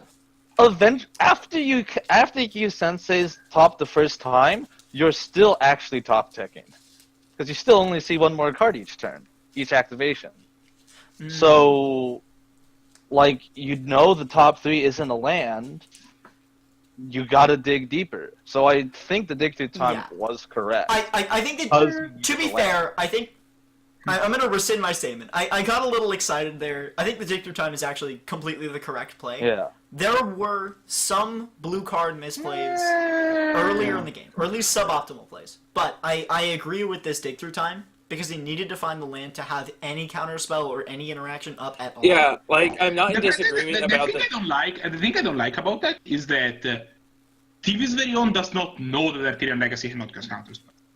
But, well, I mean, He's like, proven you still... throughout this entire game that he does not care. He's just Yeah. going to slam stuff and see if Artirian can counter it. Because I You- think we're at the you point just where try. you just have to try and land something no matter what. Yeah. So I Because guess that, like, that guy's you holding see up- that your opponent is low on lands, while you're consistently hitting your land drop. You actually know yourself that you can just play 2 spells, and he will not be able to counter the second one, because his lands are so screwed. Yeah. So, you don't care. You're To just be gonna fair- keep slamming spells. I still think Artirian's going to win this game. Despite... Why is it for life? There's a bunch of lethal threats on board. He needs to find an answer for. I mean, this he could other cryptic for a the turn. other one. He can cryptic for a turn. He Mystic Confluence to bounce the other one. He has a Hero's Downfall in hand. I think he's fine. He but, has, like, he's he has an enough interaction and an Ancestral Vision taking down that I don't Yeah. think it actually Yeah, matters. the Like, I still think he's Ancestral just going to Vision win. is on. Yeah. But- No, I think I agree with that. Let's see if maybe we can get him to interact at instant speed for once. Like, there were some suboptimal plays, but I don't think Yeah, there were I any agree like with that. egregious game-losing misplays. Is the thing. No. That's yeah, I agree with that. I don't think anything was horrifically wrong. It just We also, to be fair, we also don't know that he wasn't finding land and says divine in top. No, absolutely. Taking other cards. But like, you can give him the benefit of the doubt that if he was in the position where he did see a land of Sensei's Divine in top, he's smart enough to just get that he land. did to that poor Jace in game 1. I am not giving the benefit of the doubt on anything. You know, I actually agree with the Jason game 1 now, because if he hadn't have been taking it up the whole time, he wouldn't have had enough interaction to get rid of the Palace He Jailer. would, because he would have like 4 more cards in hand.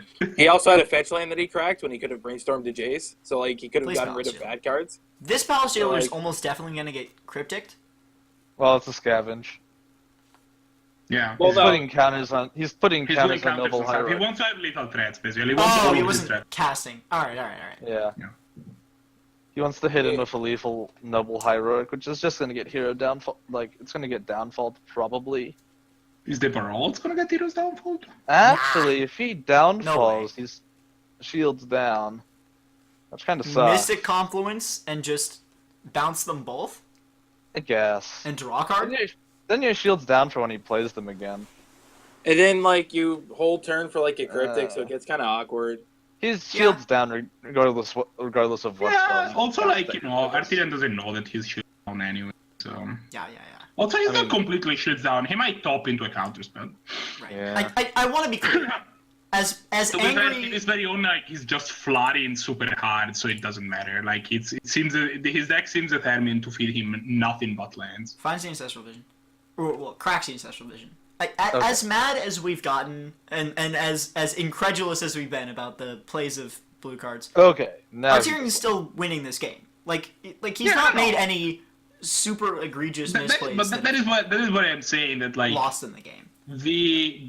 these blue cards are so powerful that, like, it doesn't, like, you can afford to make misplays here and there and still rely on, you know, just the fact that you are drawing so many cards to bring it to victory. Well, and the other thing is, even in doing this tap-out play, it's not the safe play, but it's still one that is winning him the game. Yeah. So I'm not actually worried about it. He knows what he's doing. That's results-oriented thinking. You're saying, oh, this play is the right play because it worked out this time, and that's not how this works. Like, No. Yeah. The low variance play is less flashy, but it means that you don't win the game maybe in as a flashy way, but you also don't lose the game on the spot if it doesn't work. Yeah. Like I'm not like I guess the point that we're trying to make is not like his plays were bad. Like it's definitely getting him to where he wants to be, but there definitely were better ways to do them if that makes any Yeah. sense. It was suboptimal. It wasn't bad. It was just suboptimal. Those are the same thing. Absolutely not. Bad is a play that loses you the game.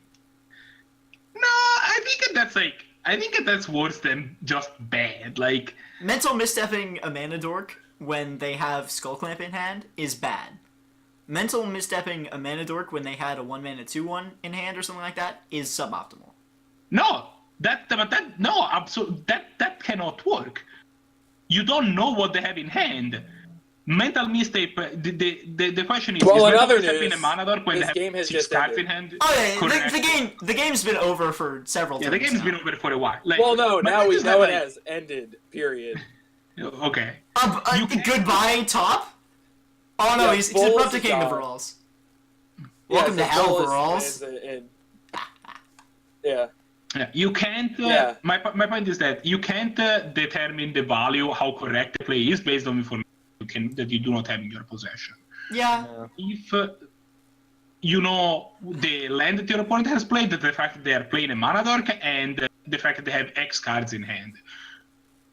The mental misstep in a mana dork is correct or incorrect, independent of the fact that your opponent happened to have Skull Clamp or the Hidden Herbalist in hand. Yeah, I don't know.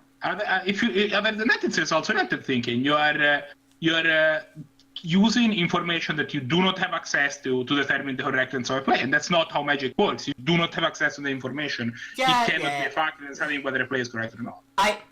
I know. I guess my point is that there's a difference between bad and wrong. There are plays that are just objectively, in all cases, not what you should have done, and there are plays that are bad, but that you can still like win the game and you're still going to be fine. Playing that dig main phase rather than on his end step was bad. Personally, I think it was wrong. the objectively correct choice. Okay, that one, I think I might be. I think you overreacted a little bit on that. Yeah, I that's think that true. was the correct thing to do. That one, I'm a little bit more. After discussing it, I'm a little bit more amenable to admitting that there is a chance that it might have been actually a reasonable play. The Jace, that one is. I am a little bit more. I think it was debatable. I defend the Jace play until the day I die because he ticked it up fast enough that was his win con. That was how he wins the game. Yeah, except that the only reason that he found himself in that situation of having to scrape up a win con from topping up from ulting the Jace is because he had not been drawing extra cards by brainstorming.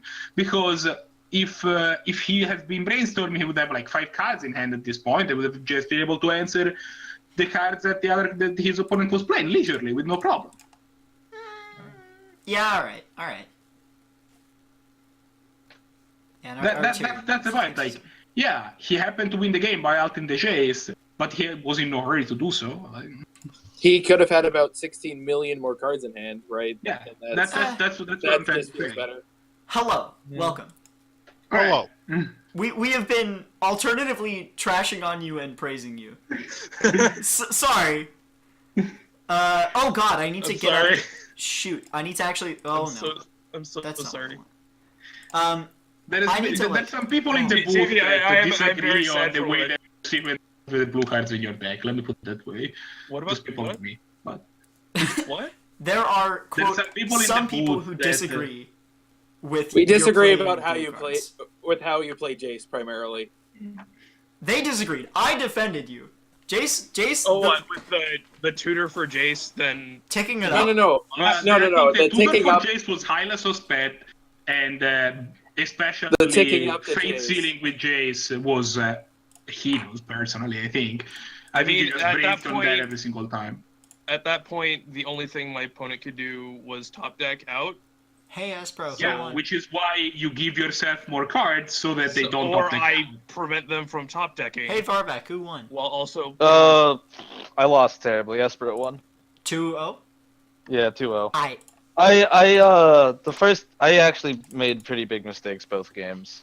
I feel pretty dumb about it. to be fair, Artirian, you still won both games. I don't think enough people use Jace's plus. I think agree it's with you, really actually. underused. No, I It's disagree. plus 2. It's broken. I think that people, I think that the reason that people don't use Jace's Plus is because it's objectively less powerful than his other mods, and you just find the interaction that you can use to foil their top decks by brainstorming. It's Like for still me, costs you a had a bunch more fetch than- land. If you didn't have the fetch land, I'd be a little bit more I'm so sorry. forgiving. But based on the fact that you had a fetch land, it would have at least brainstormed once, get rid of potato cards and shuffle those away. Right? If you drew a couple cards, you could have put 2 back that you didn't want and gotten rid of them. Yeah. This is I an think you should've- absolutely vitriolic stream. Goodness gracious. I think it I mean, would have that's been better off doing it once, but I don't think. I think That's what I'm saying, like, overall is correct. Like I think, like I kind of like while you had the fetch land, I think brainstorming was better. But when you got rid of the fetch land, fate sealing immediately became better because you had no way to make your brainstorms better. If that makes any sense, Yeah. right? No, I Like, understand where you're coming from. Right. I don't know. Personally, I find that if the board is stable and I have no cards in hand, I think it's a brainstorm every time. I just want to cards raw in hand. resources. he had a counter spell in hand. Yeah. Yeah. I think it was like fine. one card. It's Before like one card. I before think this it was- devolves into an actual brawl, let's Your point. pair around 2. Yeah. round Yeah. Let's go. Good luck. Okay. two. All right. All right. We're getting people in the game. All right. So what do we got? We got Sprout and Artirian. Let's not watch Artirian anymore. I don't think I can. Oh, that's so rude. Oh my goodness. We have Mage of the Beach No, versus TV Story. I just want to stop talking about this. You know what I really want to watch? I want to watch Tulip versus Varback. Yeah, let's do that. That's the Ant deck, right?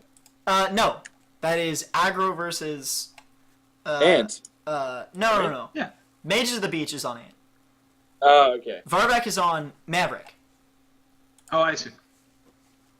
There he is. Oh. The button is... Did I click it? Let's go. Alright. Both keep their 7s. That's fair. And we Varback... see a hand... Both of these Yeah, sorry, decks, go ahead. especially the aggro deck, are really prone to having just playable 7s. We see the Mavericks list on Forest, for Sampethal Grove as their only land, Qatar, Frozen Marshals will turn Kitchen Finks, Vindicate, and GT, which is going to be hard for an aggro deck to beat, honestly. Especially because this Tale Heretic Qatar matches very well against the Hellspark Elemental in Varback's hand, in Mr. Tulip's hand. Alright, we're looking at Tulip's hand. Tulip finds a Stomping He Ground has tapped. Didn't have a three one lands, Ash Zealot, Eidolon of the Great Travel, Hellspark Elemental. It's a very good hand. I argue you play Eidolon here. I As think an you aggro play player Ash myself. Zealot actually and swing with it. I'd play Ash Ellie because you just really got to get in there and then play Eidolon second. Because due to the way that Maverick generally works, Eidolon doesn't hit a particularly large amount because you end up going into mid-range play and then Eidolon kind of feels kind of bad. It hits you more than them. So you'd rather just play the Ash Zealot, and Ash Zealot blocks and attacks her. Well, Mr. Tulip disagrees, but yeah. I think Eidolon is the correct play here because the Hellspark Elemental before Varback finds a block. like Tulip doesn't actually know what his opponent is on in theory. Like he knows, but he doesn't actually know. So I think that as a blind aggro play, Eidolon is absolutely correct first because the pyrostatic pillar effect is going to like count up over time. Yeah, but it's also gonna deal 6 to you based only on the cards in your hand. You don't have to worry about that's that. Yeah, like that's You actually really don't have my to worry only about that. concerns, especially with like, well, Spirit isn't going to do anything in particular; it just breaks the Eidolon, which is why, like, even for me personally, like with what I saw when he led on, like with what I saw personally on the I'd actually strip mine here. Yeah, because strip mine mine Ash Zealot. strip mine into Ash Zealot, yeah. What color do you And take then them off you're of? able White. Okay. easily. Yeah, Because now that you know he is some kind of Abzan something, the things that you really care about are first strikers, which both happen to be in white. Also, both first strike cards various ever amounts printed. of like Thalias that like terrible for you. Nah, you're Right. correct. Yeah. Like the Thalia Heretic Cathar in Varback's hand, obviously Mr. Tool doesn't know that, but he's I think thinking it's- on it. He might, yeah, he goes for it. I think you want to play Hellspark Elemental here and see if Varback is willing to trade the spirit for it. He's never I gonna play trade the the spirit Ash for it. Plays the Ash. I think you I don't play want to the trade Ash Ash because though. it, Truly. Well, it's first yeah, strike. it's first strike. You're correct. And it's first strike. It doesn't matter. I need to use my brain more. This is what I was saying, is like that's the reason why you want to get off white, because the majority of your first strike things, like if you're playing Abzan anyway, are almost always in white. And if you get them off of first strike, almost all of them are X2s. And, Ash probably Zealot next just turn, beats into them. yeah, just swings past them. Yeah, next turn we're probably gonna see a Flint Hofpur with haste. Really? That is what I play see as well. Attacks with the spirit. Hey, sorry to bother you guys. Yeah.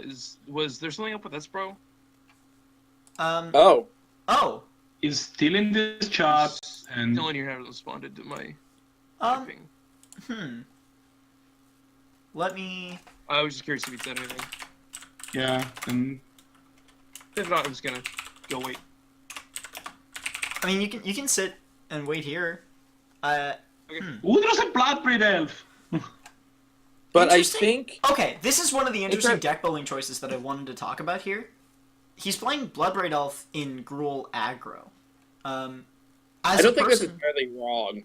as a Wait, person who what? has played a lot of aggro, Oh, he missed up playing this Flint Hofpur. he plays it. No, he No, missed no, half no. the data. Yeah, No, he no, did he- miss tab, he- unfortunately. Swinging with Eidolon, buddy? Hello? But the reason,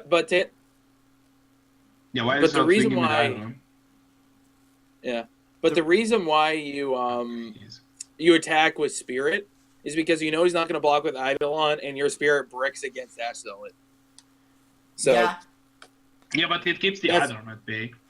If you attack with Spirit here and get GT counters, because you're also you kill one of these two, right? And then he just goes BB and you die, right?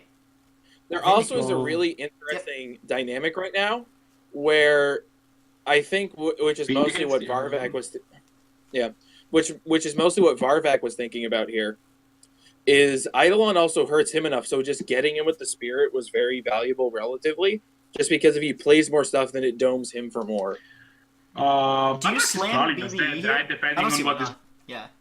You just play it because then you have 2 spells, and the spells don't hurt you because now you don't have an Eidolon anymore. Yeah, I mean... Finds Tattermunch. He's still is bad. Tattermunch is just not, like, bad. It's just a good card. Yeah. As a person who has played and built Gruul Aggro... No, he can go to 1. Including... I actually did a lot of the research, I guess, with Tulip to build this list. I am not sure about BB. I don't think it's a bad choice, necessarily. I think BB is a good card. But 4 mana is a lot. I think 4 mana is a lot, and the Cascade almost never hits something that you care about. So I would rather play, you know, one of the 3/3s for 3 with haste. Whoa, hello? No, Kitchen Finks. Finks is annoying, but not actually No, bad. but it's not enough. Mr. Tulip just wins immediately. Yep. Yeah. So I guess I don't think Bloodbraid Elf is necessarily bad. It just, I guess it depends on what kind of matchups you intend to see against. Where if you like playing against, it's one of your best top decks almost, BB just because it plays 2 things. It is absolutely not a bad card at all. That's not what I'm arguing. I see your point. I understand what you're saying. So I guess my question is, how many lands do you play in the deck on average? In an aggro list, especially like this kind of aggro list, if you're playing up to 4 drops, you probably want to play somewhere between 32 and 34 lands, depending on what your curve looks like. So if you weren't playing, so if you're only going up to 3 drops, what would you? If you're only playing up to 3 drops, it depends on, again, how much your curve is, but I would play between 30 and 32. Have we figured out what's up with Esbrow? No, he's just kind of here. So I think there may be a problem where he thought it was a single elimination because this is first or second week doing it. Yeah. All right. So here is what we're doing. Here's what I. Oh, we give what if you Esbrow a loss. right click on him and call him? Like it'll take you out of this thing, but if you right click on him and call him, it should ring. I'll try doing that. Play Skull Clan. That is just deeply unfortunate for Varvac. Yeah, Skull Clan is probably I think one of the best cards in this deck. I would also... The other thing that I would have been personally incentivized to do is try and get double red for Searing Blood instead of playing Forest first. Why play Woodland Cemetery without cracking the Flooded Strain first to just land Pride Mage?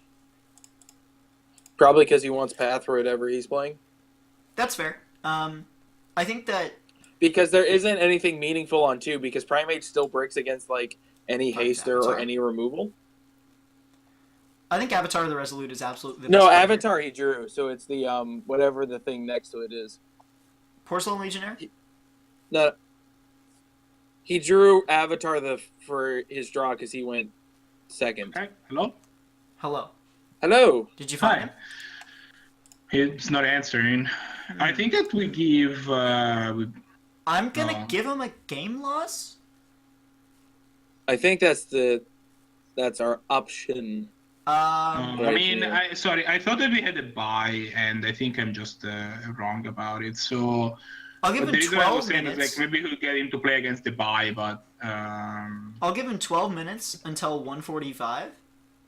But at 1:45, I'm gonna give him a game loss, and I will go nab Artirian.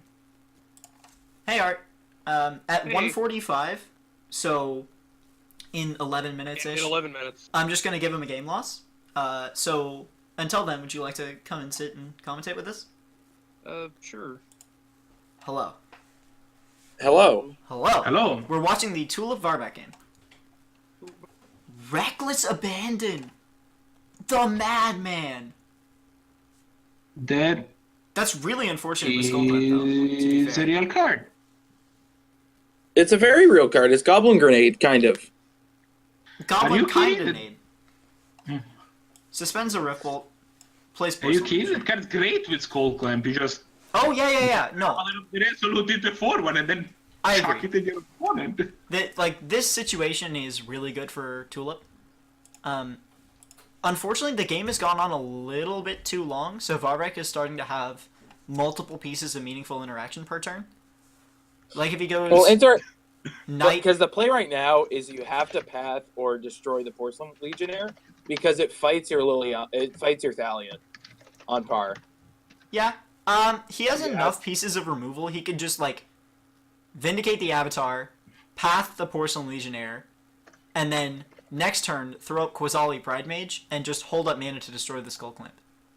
Like you have so many pieces of interaction that I find it hard to believe that it's not the correct choice. Oh yeah, Ripple's coming off suspend.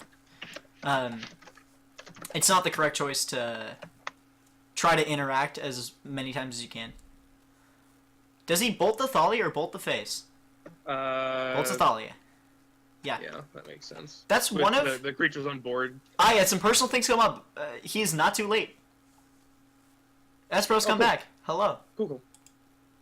So yeah, you guys can play your game regardless. Yep. Skull Clamp. Equips it. Onto the Avatar. That's fair. I think that you're not really worried about this Avatar of the Resolute dying here. Varvek might path it, but I don't even know if that's the right choice. He can Windswept Heath for Taiga and Searing Blood. You mean, yeah. There also is the thought, well, that doesn't really do anything because he just cracks the fetch and response. If Varvek paths the Avatar, you Reckless Abandon it in response. You can't because it's a sorcery. It's a sorcery? That card is so bad. It's Not necessarily. It's actually quite good when you need to reach. I'm But- sure it's actually a good card. I'm just like I'm trying to be mad about it at this point. Speaking of good cards, Rampaging Ferocinon. Yeah, that card's nuts. That's gonna Wings really past suck for Warback. His wings past the Knight of the Reliquary. Are we Yeah, he's going gonna to have to- path the Avatar? You're I going don't to think path the you Rampaging Ferocinon. That's fair. You're gonna have to and path in some fashion. So you're probably gonna have to path the Avatar so he doesn't get the draw trigger. No, he pathed Like- the Rampaging He Ferocinon. pathed which the I agree Rampaging with. Ferocinon, and in my opinion, that's the correct choice. It has manas. It was gonna swing for 4 next turn, and Well, this Knight of the Reliquary. I'm not saying I wouldn't have disagreed with that. I thought I would have vindicated it and then path the other one because if you Oh, path the yeah, other that's- one, then it doesn't get the death trigger. Don't you just vindicate the Skull Clamp though? No? At this point, not necessarily. You'd rather not have him have a board because now if he tries to Skull Clamp the Legionnaire, sure he draws 2 cards, but then he has no board, which is fairly advantageous to you. What you're really looking for is ways to kill his board, because as soon as any aggro deck runs out of cards, you're pretty much screwed. Yeah, he does have. Pardon me. He has Searing Blood in 'Cause, like- hand, which is not meaningful interaction. Yeah, he's gonna be able to to drop Kasali Pride Mage and Davasin's Pilgrim. He doesn't know that that just plays into Mr. Tulip's hand of. If Varvek doesn't... Reckless Assault.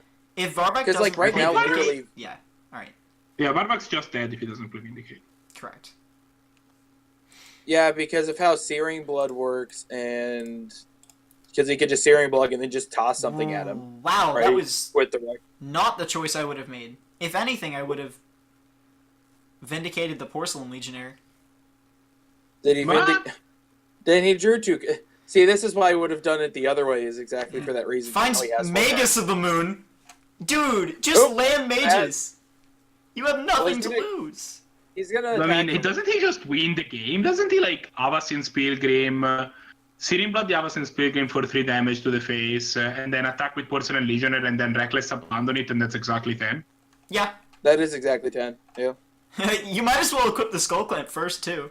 Just in case. No, it dies. no, that- 3-1. This is why I was saying if you path that one and then kill the other one, the Skull Clamp makes the Skull Clamp on Legionnaires bad because then you have no board. Sure, you have 2 more cards, Right. but then your board's guard against the Maverick deck. Oh, right. Bad. Skull Clamp gives -1. That's why it's so good. Okay. Yes. I very clearly miscalled this meta, apparently. Yeah, you've ended up playing against what? An aggro deck and a fast To combo? be fair, that Gruul Aggro deck was firing on all cylinders this game. Tulip. Like that was a pretty unreal choice. Tulip, that was fantastic. Good showing. Every time! Uh, Every time I play against Tulip, he gets God draws. No, you don't understand. That's that Gruul deck. Like, I helped him... Well, did I? Yeah, I helped you build that Gruul deck, right? So Barvac, I guess my question would be, why did you decide to path the Ferocidon instead of the thing equipped with the Skull Clamp? Because the Ferocidon makes everything I play bad. But couldn't you have done it in the other order so that he doesn't get the death trigger off of Skull Clamp? I guess, yeah. Probably Which should have done mages it that have way. man? Yeah, it was... For I what don't know. it's worth, the card that he drew were not the cards that killed you, so he would have died. Yeah. He would have died anyway, sure. But the result does not necessarily make a play correct or incorrect. Yeah. Well, It that's a would win have been mistake. correct to do it that way either way. But either way, should we watch Artirian versus Brau or TV's very own versus Mages? I No, was we're gonna watching watch here. TV's very own versus Mages, but Mages is literally winning the game as we speak. Let's watch Yeah, Brau he's and doing- Artirian Legacy, which Brau was late, so they just start game 1. Okay, I was gonna say because this is exciting because you're doing the classical Spanish Inquisition. If you have heard of that deck before, that's Excuse basically me? what he's doing. You haven't heard of Spanish Inquisition? No? It's Yeah, a nobody- legacy deck that plays all of the 3 mana cards that draw 4 and make you lose half your life, and it's a turn 1 combo deck that's similar to Belcher but slightly worse. Bad Belcher. I mean, it still does turn 1 win, so you still get him. It's like Oops No Spells, but at least Oops No Spells has Force of Will. Oops No I don't Spells is a remember. cool card, a cool deck. I like that deck a lot. But that's basically what Spanish Inquisition is. If That you want. Bloodbraid Elf, though, God. It didn't even find gas. It found a 1 mana 2/1. It's still like It's still a card. 3-2 with haste. Yeah? There are way better 4-drops that deck could have played. It That has you would have lost that turn. haste. Oh god, that was just Espro's a on Jeskai. Yeah, it looks like a Jeskai Midrange at least. I see a Lightning Angel in Okay. hand, and these Swords of Plowshares that for me keeps having the art of woolly mammoths, which is cool. Plus negate Monastery Mentor. okay, Critical we need to Man. add back in Core Firewalker. You know what card you need to be playing? Bedoka Forge Tender. As a think person you who has mean- played red decks, yes, you have something to lose. You are playing a 1 mana 1/1. It is almost impossible to win through a turn 1 or turn 2 Bedoka Forge Tender. It's called Burrenton Forge Tender. Burrington Forge Tender. Bedoka? Am I Bedoka Forge okay? Tender, probably not a real card that exists. We're about to find out, though. Also, probably not good enough. I strongly disagree. This is a blue red X control mirror. It's pretty cool. We're gonna see nothing happen for the longest times. Browse at 16. His lands are dealing him some damage. Oh, Geist of Saint Raft. Yeah, okay. Never mind. That's gonna close the game up. Did you know that card has hexproof? Oh, really? I had no idea. I know, right? Does Artirian have any counter spells in hand? Yes, he does. He has an Overwhelming Denial and the Mystic Confluence. So I don't know why he didn't fire the Overwhelming Denial. Did he not have the... Maybe he didn't have his full hand at the time. No. His swamp was tapped and he did something. He just Right. tapped return. Okay. Searches for Escanta. Hope he finds it.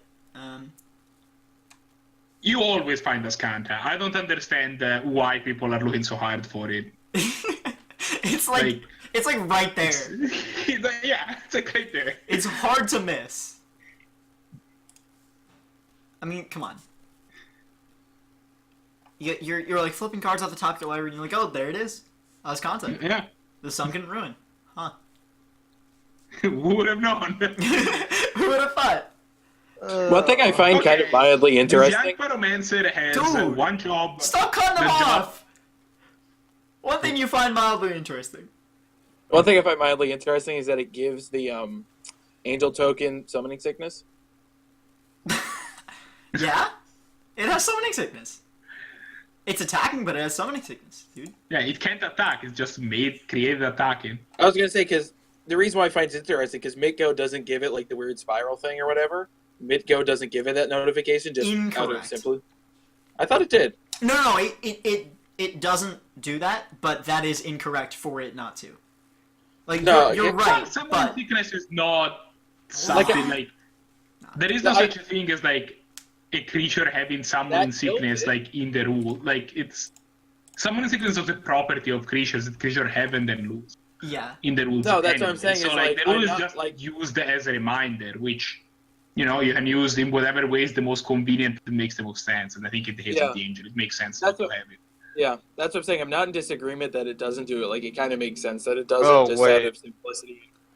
He gets I the shouldn't Crocus be back. editing the deck I'm playing while I'm playing in a tournament. Absolutely not. If you, Under no circumstances. Oh. You're about to get the axe. No, I'm kidding. Caracas bounces the guys to avoid Liliana, and now. I mean, he had to go for it and hope he didn't see the line. Like, he didn't really have particularly very many options there. Well, you can play the young pyro and block.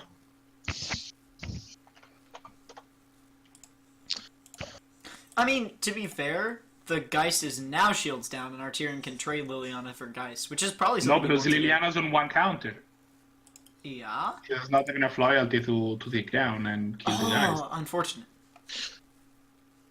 Can he cast Mystic Confluence? It might be correct to bounce it with Mystic Confluence and draw 2 cards. It's hexproof.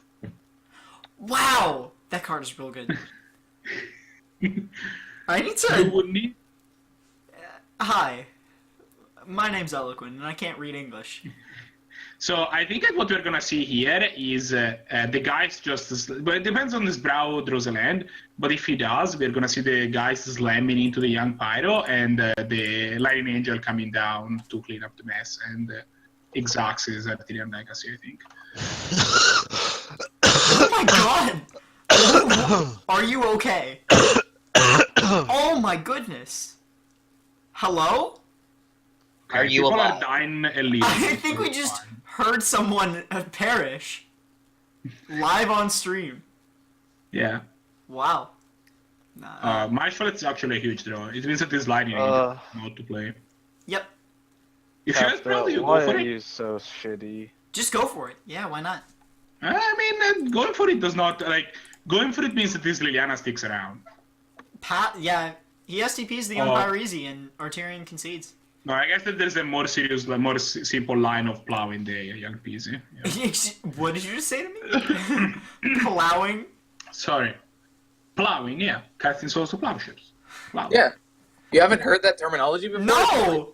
That's horrible. Okay, let's start this out. If you play Legacy, the term plow your mom is extremely common if you haven't heard that before. Stop.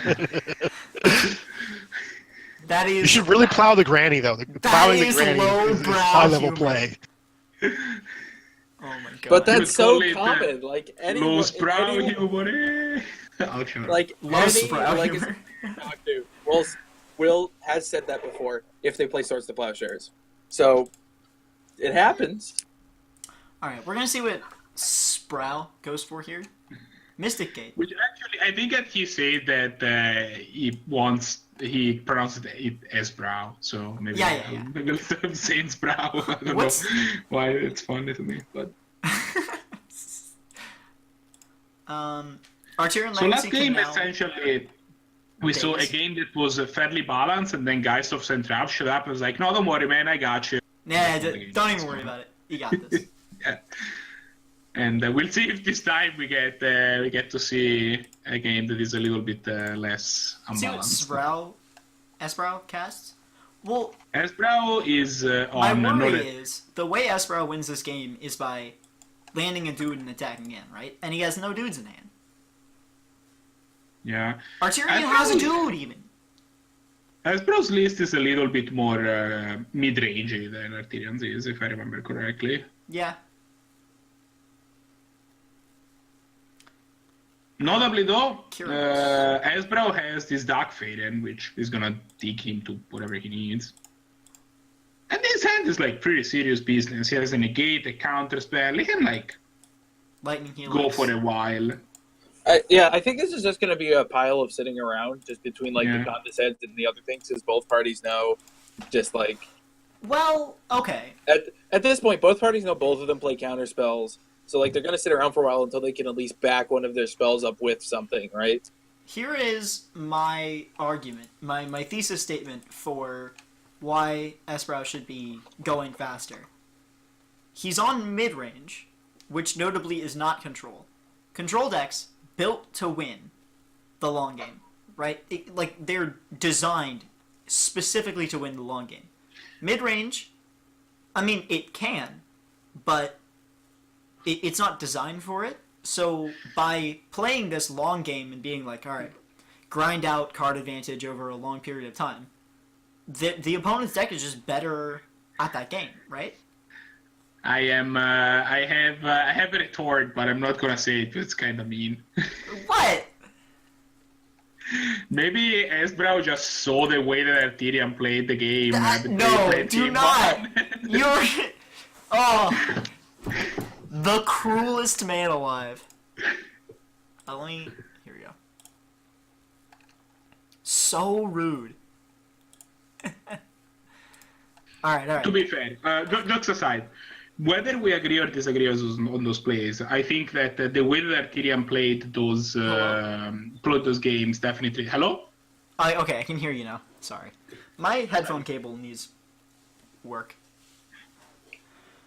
That's why I use the headphones that do not have cables. Either way, my point is that either way, whether you agree or disagree with the plays themselves, I think that the plays that Artirian Legacy made in those games definitely denounce the fact that he is usually fairly in a hurry, in my opinion, more than he should be. But either way, once he has taken control of the game, he usually wants to close it and has less of a tendency of just letting the game go long. I think it's definitely the expense of not taking risks. Which means that if you are in Esbrow's play, that means you actually are less in a hurry, because it means that even based on your opponent's play style, even if the game will go long, they will not tighten the noose so much that you will not have out anymore. I think at this point, because you have the days you go for the deck, because you have both days and negate, or Soulfire or Grandmaster, that too. Soulfire is pretty huge, Terminates the Soulfire. Do you counter this Terminate? Probably. If I mean, you it's get a to creature. attack with Soulfire Grandmaster, it's just game. If you you the probably Soulfire Grandmaster? If you untap with the Soulfire Grandmaster, I think it's game. Frankly, I just daze it, because he hasn't played a land this turn. Well, maybe he has. I forget who went first. Thing. All right. Fair enough. Yeah. He's Not even gonna follow it up with the Dak Faden when Artirian shields down. I mean, like, he had the days open for, like, a Force of Will or something. If he had the Force Will, right? So I definitely probably would have played Dak. Because you had a way to dodge the counterspell. Right. If you're not going to play Days to protect your Soulfire Grandmaster, they have no mana up. The only thing you're worried about, potentially, is Force. And you have the Days for the Force. So, I guess I do disagree with not playing the Dak there. But it is, again, it's the safe play. Like, Esprow, he has reasons, or Esprow has reasons to go quickly, but he's not, like, under mounds of pressure. Yeah, right? Esbrow's deck is also feeding him a decent amount of cheap threats, which always factor fiction. Counter the Foth? Like, there's literally hard cast Days to counter the Foth. There's no reason to let it resolve. You do not let this factor fiction at all. Yeah. Doesn't hard cast the Days. Why is he holding up 3 mana? Lightning Helix or he didn't hard cast the Days. He just Well, right, exactly. Why not? Because he has the negate in hand. No, he did. He fetched it and picked it up. What? Arc Trail? Hello? Huh? Uh, Why? What? Oh, okay. I think Oh, he he does missed do the that. arc trail. Definitely No, a it's- misclick. What does he have in the graveyard that it could snappy back? He can snap back terminate. Yeah. That's not a bad play. No. Oh god. It was snap pawn that is also reasonable. I don't. I'm on tilt so hard right now. Why? You lost to aggro? The issue I have is that I had good hands for the matchup, Correct. and it was just like, oh, I lost anyway. Yeah, dude. It just kind of feels a little frustrating. I agree. I play mostly aggro, and I think playing against aggro can be extremely frustrating if you're not in the right deck.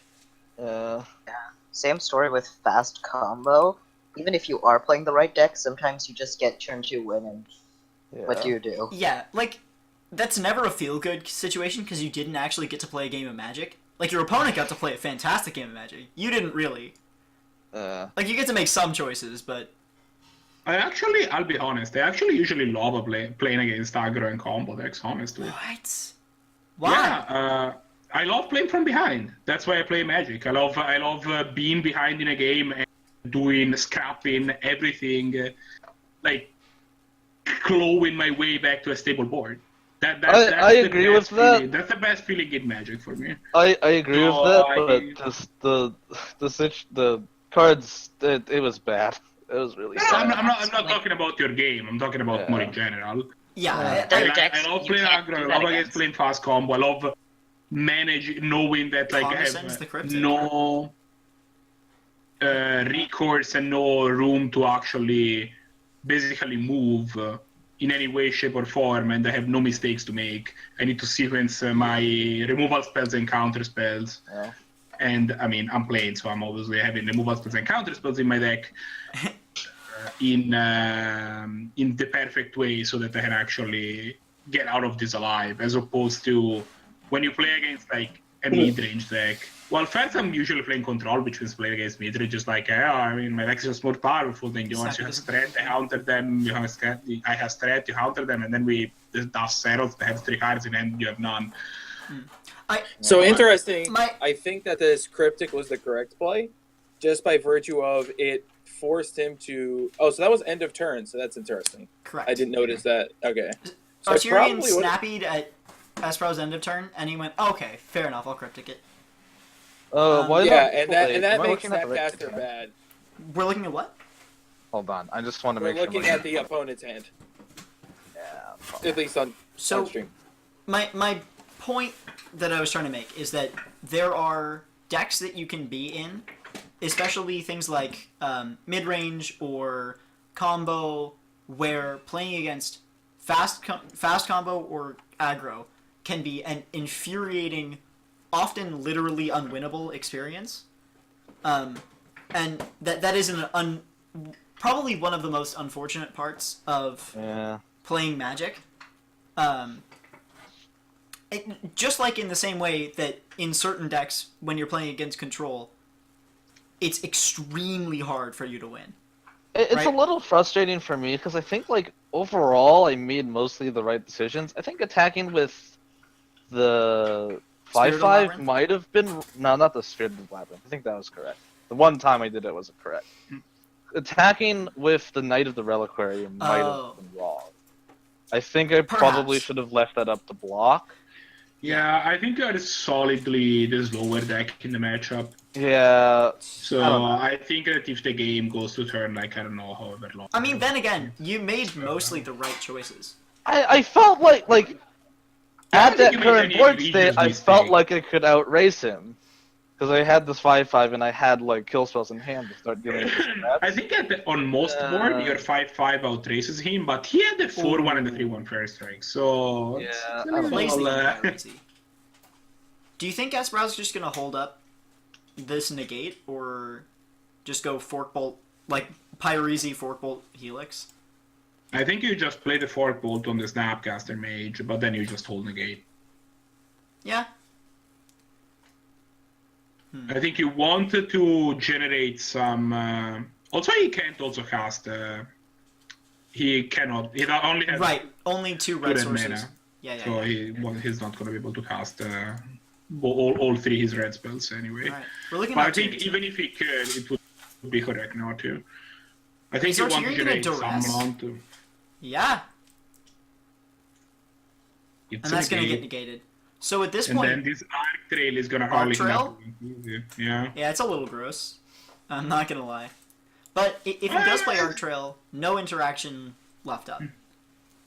Which, I mean, as we've seen, is not really something that Artirian particularly worried about, but... Is Artirian just not playing even close to enough lands in his deck? We have had this issue of him getting stuck on 4 like a lot.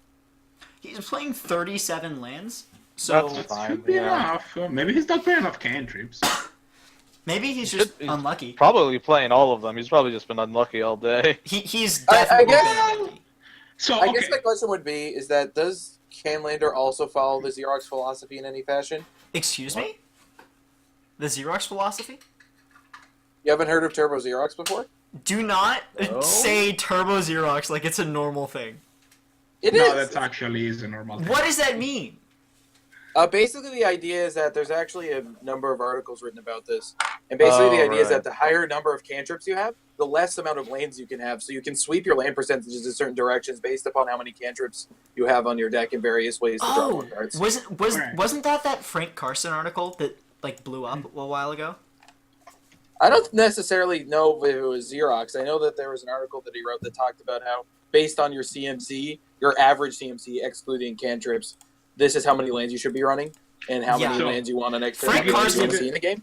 By the way, for those of you who have never heard of Frank Carson is a he's like a PhD in calculus or something like that happens to play Magic the Gathering, and he's done a lot of really high level mathematics work and like calculus for probabilities to generate really important pieces of information for the Magic community, like how many lanes you should be running.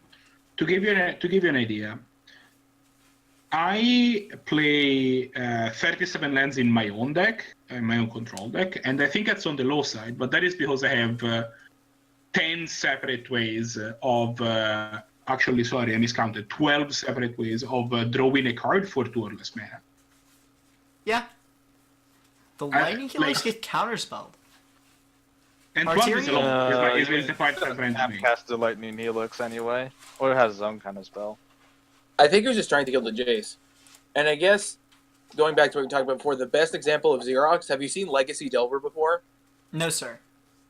Basically, let me just make sure I have the land count right here. It's a deck that plays a pile of cantrips and tons of other things. It's basically a heavy tempo deck that leverages Delver as a 3/2 beater and protects it and beats into your face with it. And what it does is that it only plays like 18 lands total, and so I think the general spread is, depending on which flavor, if you're playing Grixis Delver, you have a total of 7 lands. It'd be 3 Underground Sea, 2... Yeah, it'd be 3 Underground Sea, 2 Volks, and a Trop if you're playing Deathrite Shaman and things like that. And on that front, it only plays 18 lands, and the rest are fetches. And that's where Xerox falls in line. Well, and They're playing Wastelands. so many... And Wastelands, right? But because of how many cantrips you're playing, you can play 18 lands. And it doesn't particularly matter. Grixis Death Shadow in Modern is follow, or like the Death Shadow decks in Modern, specifically the Grixis one, follow a similar paradigm, right? But like, you just have, your deck is just, you're playing for street rates, you're playing for 1 mana hand trips, you're playing all of these ways to draw extra cards, and which means you get to go all the way down to 18 lands. This is on Esperos On your draw deck. side, by the way. Oh, yeah. Lightning healers. But yeah, I'm not in... Shields down. Yep. But I'm not in disagreement. Yeah, I think that may be a better example that more people would be more familiar with is Grixis Death Shadow, because they also only run 18 too as well, right? Yeah. Some Sometimes it low used number. to be 19. I think I'm pretty sure it's down to 18. Pretty So, standard. I got a know why question. you did that. In Canlander, it Yes. is absolutely 100% the correct choice to play all your on-color fetches. Yeah. Like, if it hits one of your colors, you should play it. Is Yes. that philosophy true in 4 copy 60 card formats? No, because you're able to play multiples of the same fetch that gets you the same thing, so you really have no reason to do that. Because if you play 8 fetches, you might as well have the ones that almost always are relevant. So there's almost no reason to play the weird off-color It depends on the deck. It depends on the deck, but it also depends on the format. In Modern, it's usually either true or very. Unless your deck is playing like a trillion color, then there are just too many fetch lands for you to use. But for example, Grixis Death Shadow is a deck that plays 12 fetch lands and 6 fetchables. Activate Celestial Colonnade. All right. Asbro is trying to close up this game. In Legacy, the thing is that often your deck is just, especially these Delver decks, are just not playing enough lanes to play other fetch lands. Yeah. If you like the Delver deck that oh, that is just an unfortunate piece of timing. Yeah, it's not great. But like noticeably with the so right now the fatal push is happening on the colonnade and eating a colonnade. But noticeably with the pretty good. Yep. Noticeably with the legacy thing that we've been talking about, the biggest thing that matters, at least in this particular instance, is that when you play your fetches, you almost always want them on color so that you always have the colors you need, because you can only run a grand total. As I said, if you're running 7 dual lands, right, and you have a total of 18 lands, you're probably playing about 8 fetches, and then you just spread them out just based on the virtue of Pithing Needle. He's going to force the Warlord. Are you sure? He has to. He's going to have to, or at least Logic Knot it anyway. Artirian's been at the magic number for quite some time. 4 lands. He can spell snare the Logic Knot, and then he'll probably force of will. He can't spell snare the Logic Knot. Logic Knot. Not it's CMC 2. No, here's the thing. CMC is changed in X spells on the stack. Oh, sure. Okay. Which is like a ridiculous rule. Oh, he's gonna tell us that. Which is why he can play things like Roaring Earthquake and things like that in various legacy decks to get around Sanctum Prelate.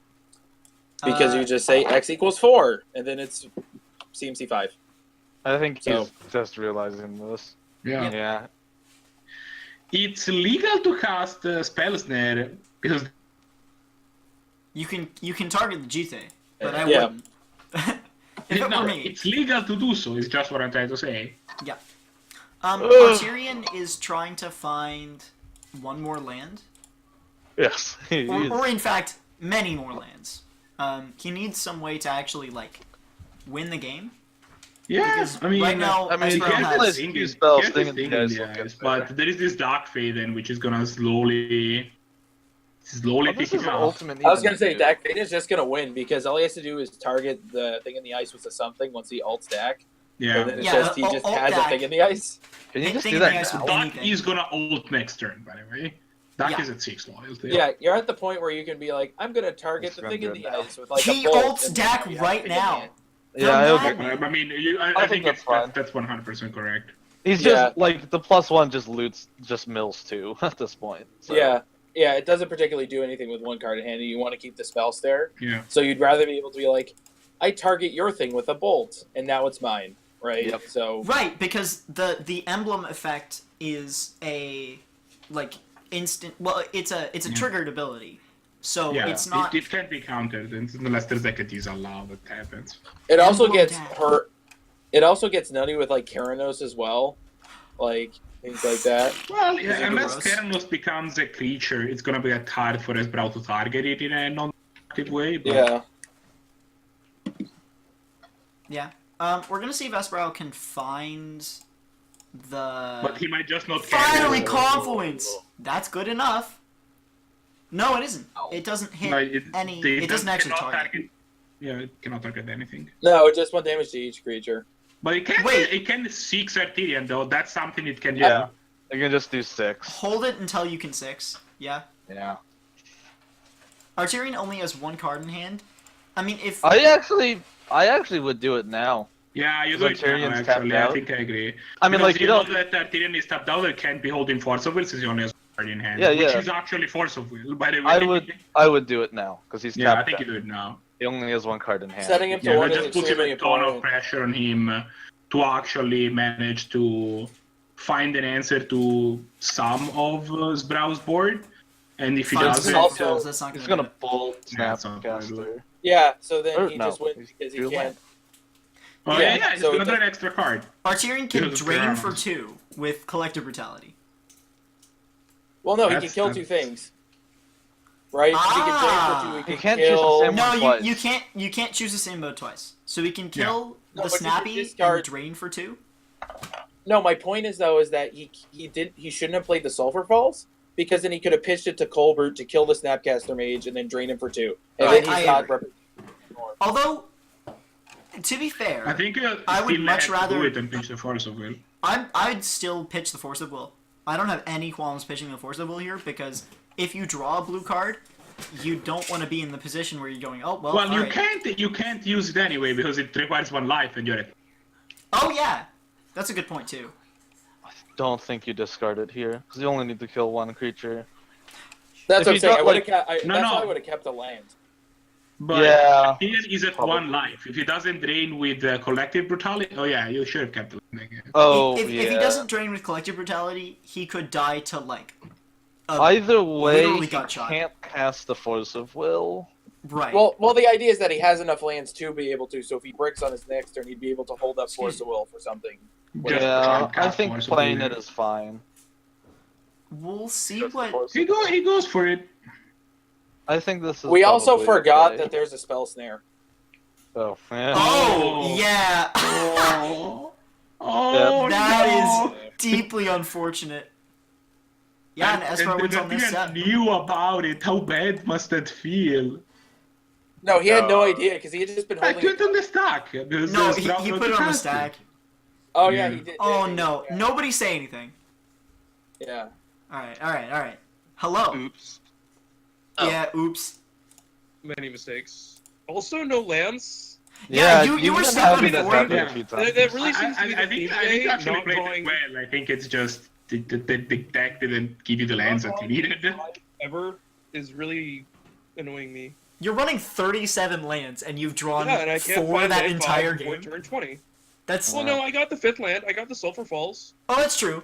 No, On I the had last 6 turn. lands. I had 6 lands on that last turn. Correct. Do you not just You I got needed it. 6 lands about 6 turns prior to that. Yeah. What was that? Do you Reed? just not have enough cantrips? Is that the problem? I doubt it. He's running all of them. All of them. What does that mean? There's something You know, like all of them. there's like I'm a not- couple I'm- hundred cantrips in Magic. Probably more than that actually. Like I honestly don't know. I didn't have any of this. I didn't have this trouble at all during any of my time throughout the week. I assume. So the standard for control decks is around 39. I run less than that because I have 39 lands. Yeah. Yes. I'm sorry, Yeah. I was typing on stream. You And, could do 38. Just increase it up 1. Yeah, but that you can go lower if you run a lot of cantrips, but like a lot means more than just Ponder, Preordain, Serum Visions, Brainstorm. It means having like Sleight of hand. 12-ish ways. yeah, of- sleight of hand, ponder, brainstorm. There's a very large number. Are you I'll referring look to at- Portent? I will look into it here. Portent's I- also good. It gets next around time I Spirit go of the to- To Library. be completely fair, Artirian is the least lucky control player I think I've ever seen in my entire life. Well, like- except when I am. You've drawn so few lands in this. It's statistically improbable for you to draw But this few remember, lands. every game I play against you where I always have everything. Yeah, look, one time no spell snare, you always have the spell snare. That's fine, right? But like, the thing that gets me is that you kept a 5 with 4 lands, or you kept a 6 with 4 lands in it, and then you didn't draw another land for like 10 turns. Yeah, it's magic for you. That's just ridiculous. Hey, you get all those variants. All right, I'm gonna drop Try not to get annoyed about it. the final pairings. All right. Good luck. Let's see. We have a final. Here. Awesome, let's watch it. Mages of the Beach, which is somebody we haven't seen, versus Esprow, which is somebody we have seen. Oh wow, Mages of the Beach. Yeah, no, this has that gotta doesn't be end- like okay. Let me paint the picture for you while we're getting games up. Mages of the Beach is the only person I've ever seen play Mono Black Ant in Highlander. He I has mean- been a staunch defender of this deck. Like, he goes hard on this deck all the time. He's been played this for 3 weeks in a row. He went 0-3 2 weeks in a row, right? This is the 3rd week, and he's in the finals. I personally think that it's actually very interesting because you have to ride the really fine line of what decks you face against.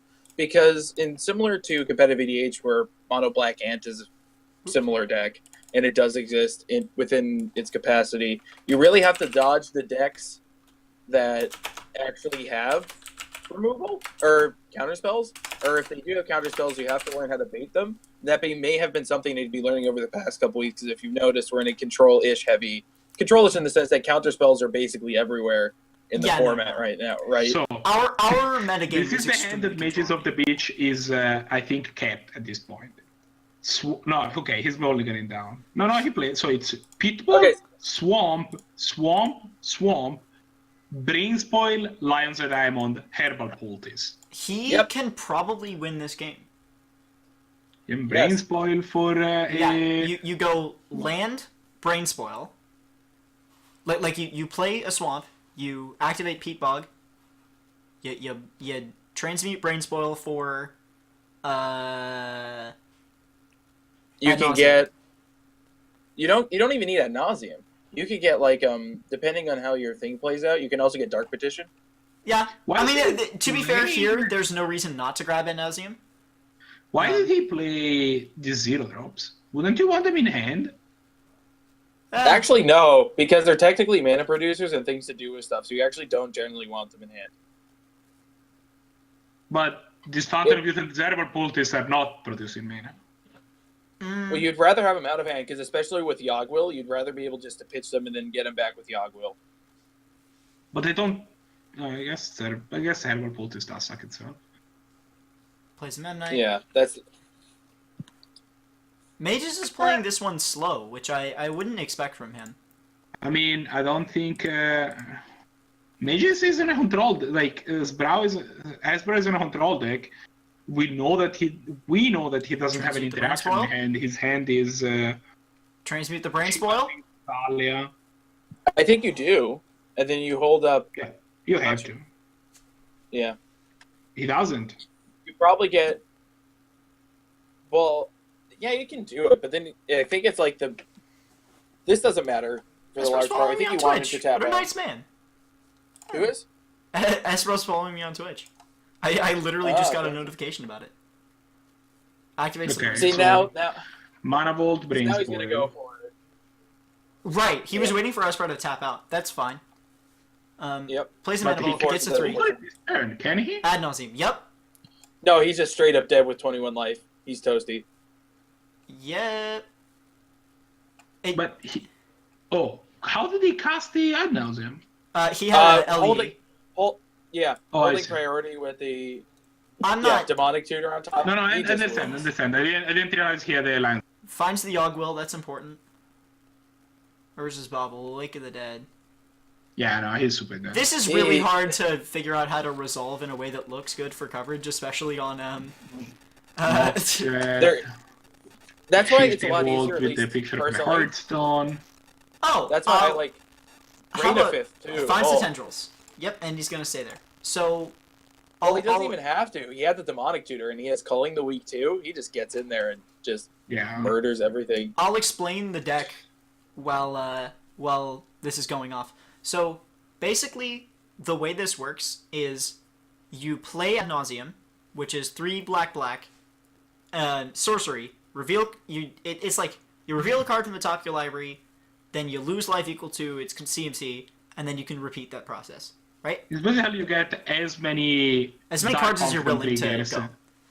As many Dark Confident triggers as you want. Right. So except that you lose life. Your whole deck has an added up CMC that's very small. So you go Ad Nauseam and you start flipping things until you can find all these 1 and 0 drops, right? And as well as a bunch of mana producers. And then once the storm count gets up high enough, you just tendrils and win. Yeah. Basically, your goal is you Ad Nauseam to find enough fast mana and enough card that costs for zero mana that you can cast a lethal tendrils effectively. Guys, I'm getting really excited. This is fantastic that Mages is... he completely played around the control deck there by waiting. Right? Well, I would not have had the patience. Well, no, that's what you do because you want to prove that you don't have the thing, so you'd rather wait until the turn that you can actually go on. Yeah. So here, this is actually a pretty good hand that he's going to have right here because he's able to. I think he's going to have to mulligan this hand. There is no interaction in it. Yeah, like Mages had a good hand. I would have liked that hand. Personally, we'll see where it goes. I really, really like. Okay, I really hope the reason why. The reason why I like that hand. I mean, Esbrow's just gonna die. Yeah. He decided to keep a hand that is. He decided to keep a really bad hand in my experience. In my opinion. Crookshank kobolds. Yeah, but I think I would have kept the last hand because he had an Orborg and the Bezoju, so you're able to tap it as a swamp, right? So then you don't have to nuke yourself every time you do the Bezoju, right? So I would have definitely kept that last hand, personally. Yeah. Yeah. So. Esbrow's hand is Lightning Helix, Dark Faden, Thalia Heretic Cathar, and a couple of lands. This hand does not do it. He needs to find counter spells, he needs to find them fast. I don't agree with the decision of keeping a hand counter spell in it, because if you encounter the ad nauseam, the ANT deck is just gonna... He finds a land. I think there's also an interesting point here, where he may just be holding up, he may end up holding up the Helix, just so that if he doesn't storm enough, he gets him. Oh, yeah. No, that's a brutal counterplay against this, is he plays ad nauseum and he reveals cards off the top until he goes to sub 3 and you just bolt him. Yeah, Esbro is tapping out for this Dark Fate, and I think Mages doesn't have a way to punish him, but... Yeah, Mages is going to play Cruel Tutor. Yeah, because next turn he's going to Cruel Tutor for... He can't play Nauseam. Right? Dark Fate takes a Chimeric Mass. Disrespectful. No, it draws cards, and it's a beater. Excuse me? Am I crazy? I thought it's the one. Chimeric Mass does not draw cards. It does not draw cards. It is a beater, though. It is a beater, you're correct. Ooh, Jeweled Amulet is actually a very good card. Jeweled Amulet. Okay, you're a CEDH player. You play with crazy cards. Explain to me Jeweled Amulet. You play it in Mono Black Sidisi ad nauseum. Thank you for that. It stores one mana for 1 turn. Oh, that's nice. Yeah. Well, no, it's more than that because you can put more. Did he tutor for Jeweled Amulet? No, he didn't. He played tutor this turn, but he has Jeweled Amulet in hand. What did the tutor find? It's a bad vampiric tutor, so we don't have to know. It's a top tutor? Yes. Oh wow. Welcome to Portal. Welcome to Portal, ladies and gentlemen. Yeah, wow. Why is he packing that? That's fair. Doesn't he lose on upkeep? Who does? The pact? Yeah, he couldn't pay for the pact. Yeah, no, he lost, yeah. This is game 3. Okay. Alright. Oh my god. This is really exciting. Diabolic Intent, Dark Ritual, Grim Tutor, Welding Jar. If Mages hits... Okay. Oh my god. Esbro has a hand that would normally be great. He has Ancestral Visions, has a couple of lands, Ancestral Vision, Time Walk, Forsake the Worldly, Soulfire Grandmaster. So you're probably gonna see him go land, Ancestral Visions, Dark Ritual, Grim Tutor. No? Land Ancestral Vision into Time Walk. No, you want to wait here. You don't want to have to... So Esbro did draw a miscalculation. So that's actually pretty huge. I'm not worried about it. He may go for it next turn. Swamp. Alright. Now that he has the pack, the miscalc really doesn't matter. Yeah. Unless he can find the second... Yeah. Because as soon as he's able to resolve an ad nauseum, so next turn he's going to Nimbus Maze! Dude, this card is so cool. Well, it doesn't do anything right now. Interestingly enough. Well, it casts Time Walk. It's pretty big. Time Walk is points, but I'm not really worried about it. Time Walk means that this Ancestral Vision would also ticks down faster. The Ancestral Vision is... Did he not draw a land? Or is that still the first turn? No, he did not draw a land. No, he braked. So now Nimbus Maze... Now he's actually at an interesting point because Nimbus Maze doesn't make colorless. Wow. Yeah. Alright, does Mages Diabolic Intent here? Or Grim Tutor? You can't. I use didn't Grim Tutor mean here. Diabolic Intent. Grim Tutor. You have to Grim Tutor here. Waiting. I mean, it's not the worst thing. You know he can't do much because he's... Yeah. Like, I don't think that's exactly the... I don't think that's bad. It helps him play around random stuff. And plus, having the extra mana allows him to... You want to have as much mana as possible when you're playing these weird decks, so I think that's actually not entirely... That's fine. Mages finds the Ornithopter. Alright, we can Diabolic Intent this turn.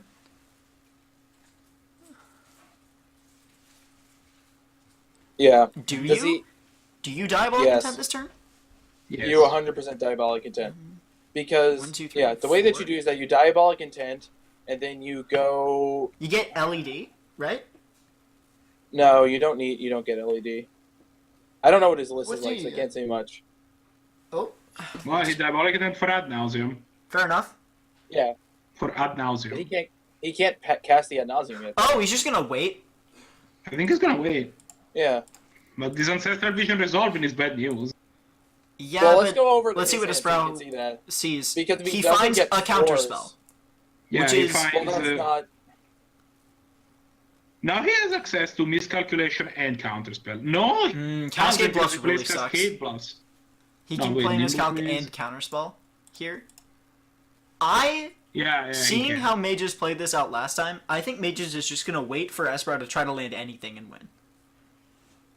Right? I But think he may try to Esper Grim is Tutor not next ready to time. do anything. Yeah, he just goes for Alright. it. I think he's just gonna lose the game. Like Oh, exactly no. here. Oh no. I mean, he has a Yawgmoth's Will, so he could just cast it back. Yeah, it takes approximately infinite mana. Do not pact it. No! So now you counterspell the Ad Nauseam. No, okay. Yeah, now you counterspell the Ad Nauseam, and he loses the game on upkeep. Oh, no! Yeah, I bad can't matchups. believe it.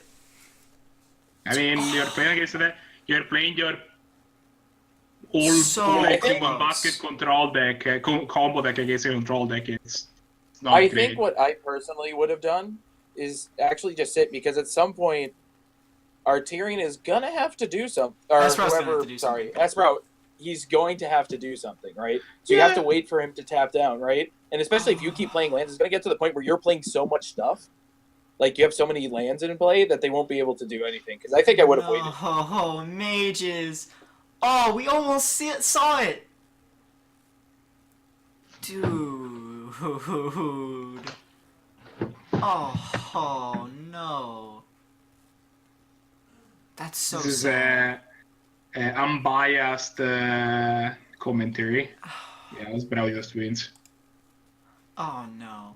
Look, if the Cleveland Browns made it to the wait, the Cleveland Browns are a football team. If the Cleveland Browns made it for the Super Bowl, wouldn't you root for the Browns?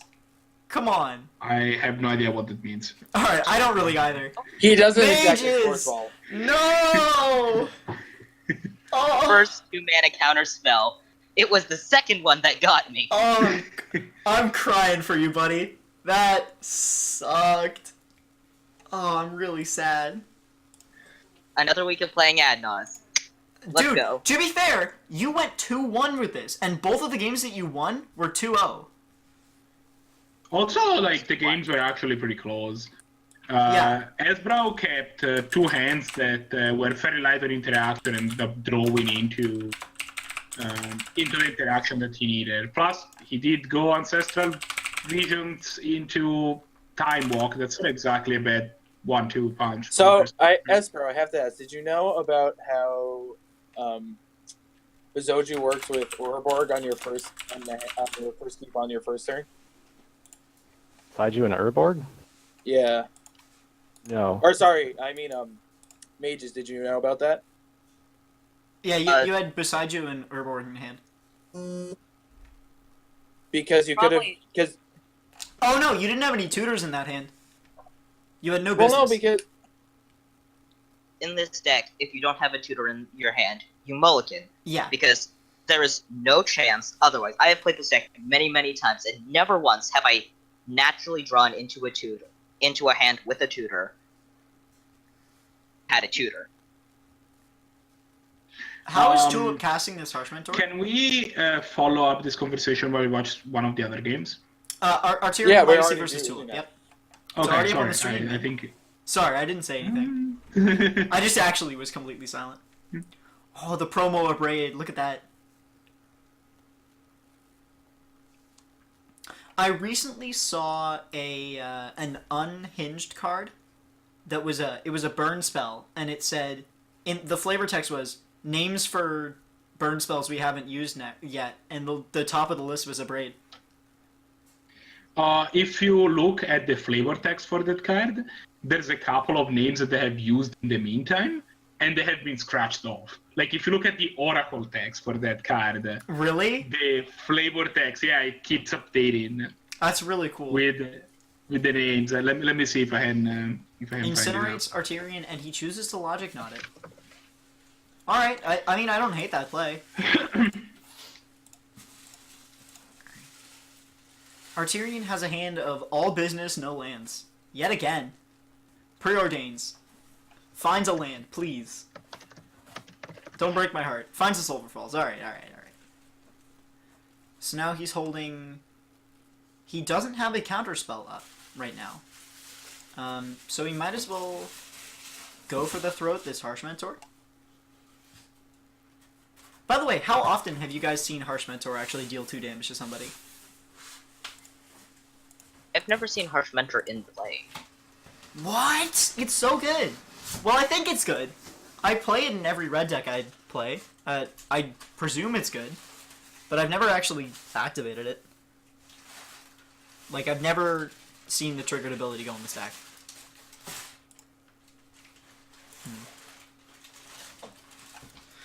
Tulip's gonna land... well... Give me one moment.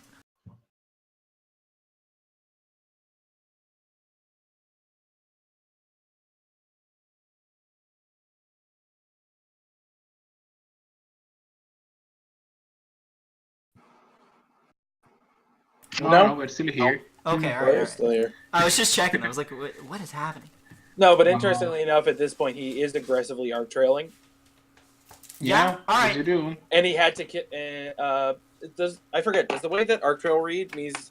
Yes. Does it say two Yes. separate targets, so you do have to target 2 for things? So Yeah, it looks yeah. like he pinged, Two things, yeah. so he pinged himself for 1 and then shot Artirian for 2. In my opinion, Yep. the way this plays out is you Hazoret Vexing Devil.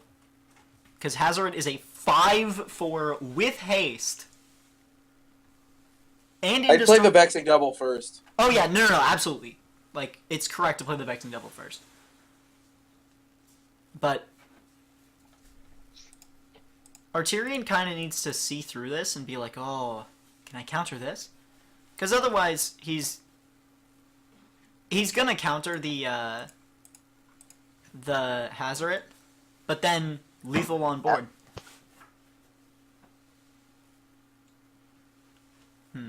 I guess we'll see what Artirian does here. I say that if Tulip casts this Hazoret, which he has pretty much no reason to do, you can just still slam in with the Mishra's Factory. But if Tulip plays this Hazoret, then Artirian's going to counter the Hazoret and then go for the throat on either the Safe Hold Elite, but definitely the Vexing Devil, to try to save his skin. Yeah, I think this is the correct play. Actually, I'd leave the mana up and do it post-comp. Do what post-combat? Hello? Leave the mana up and do what post-combat?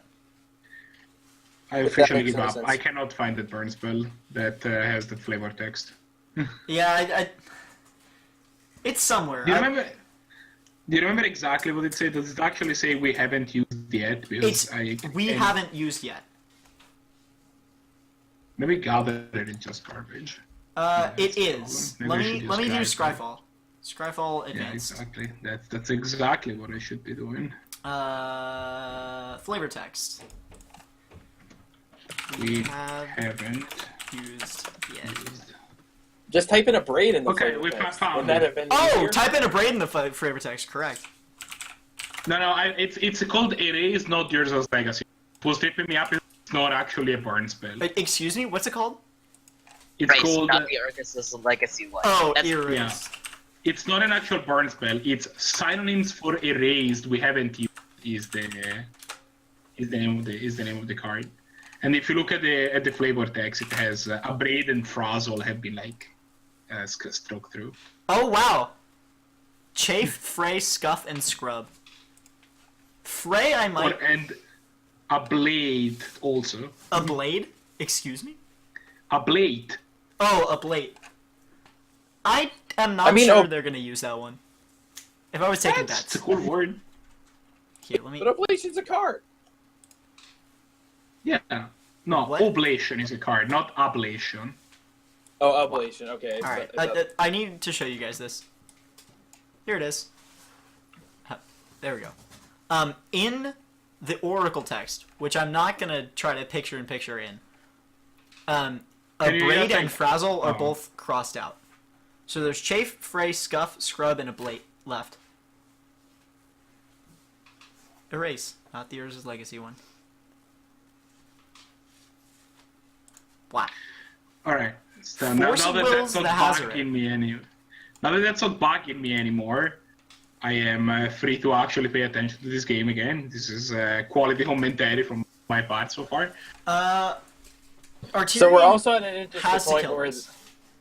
well, he has to kill it, otherwise he dies to become immense or anything, really. Or just to the fact that he's a 3 life and there's a 4-3 attacking him. Hey, also kills we got him. there. Yeah. Because become immense does not give trample.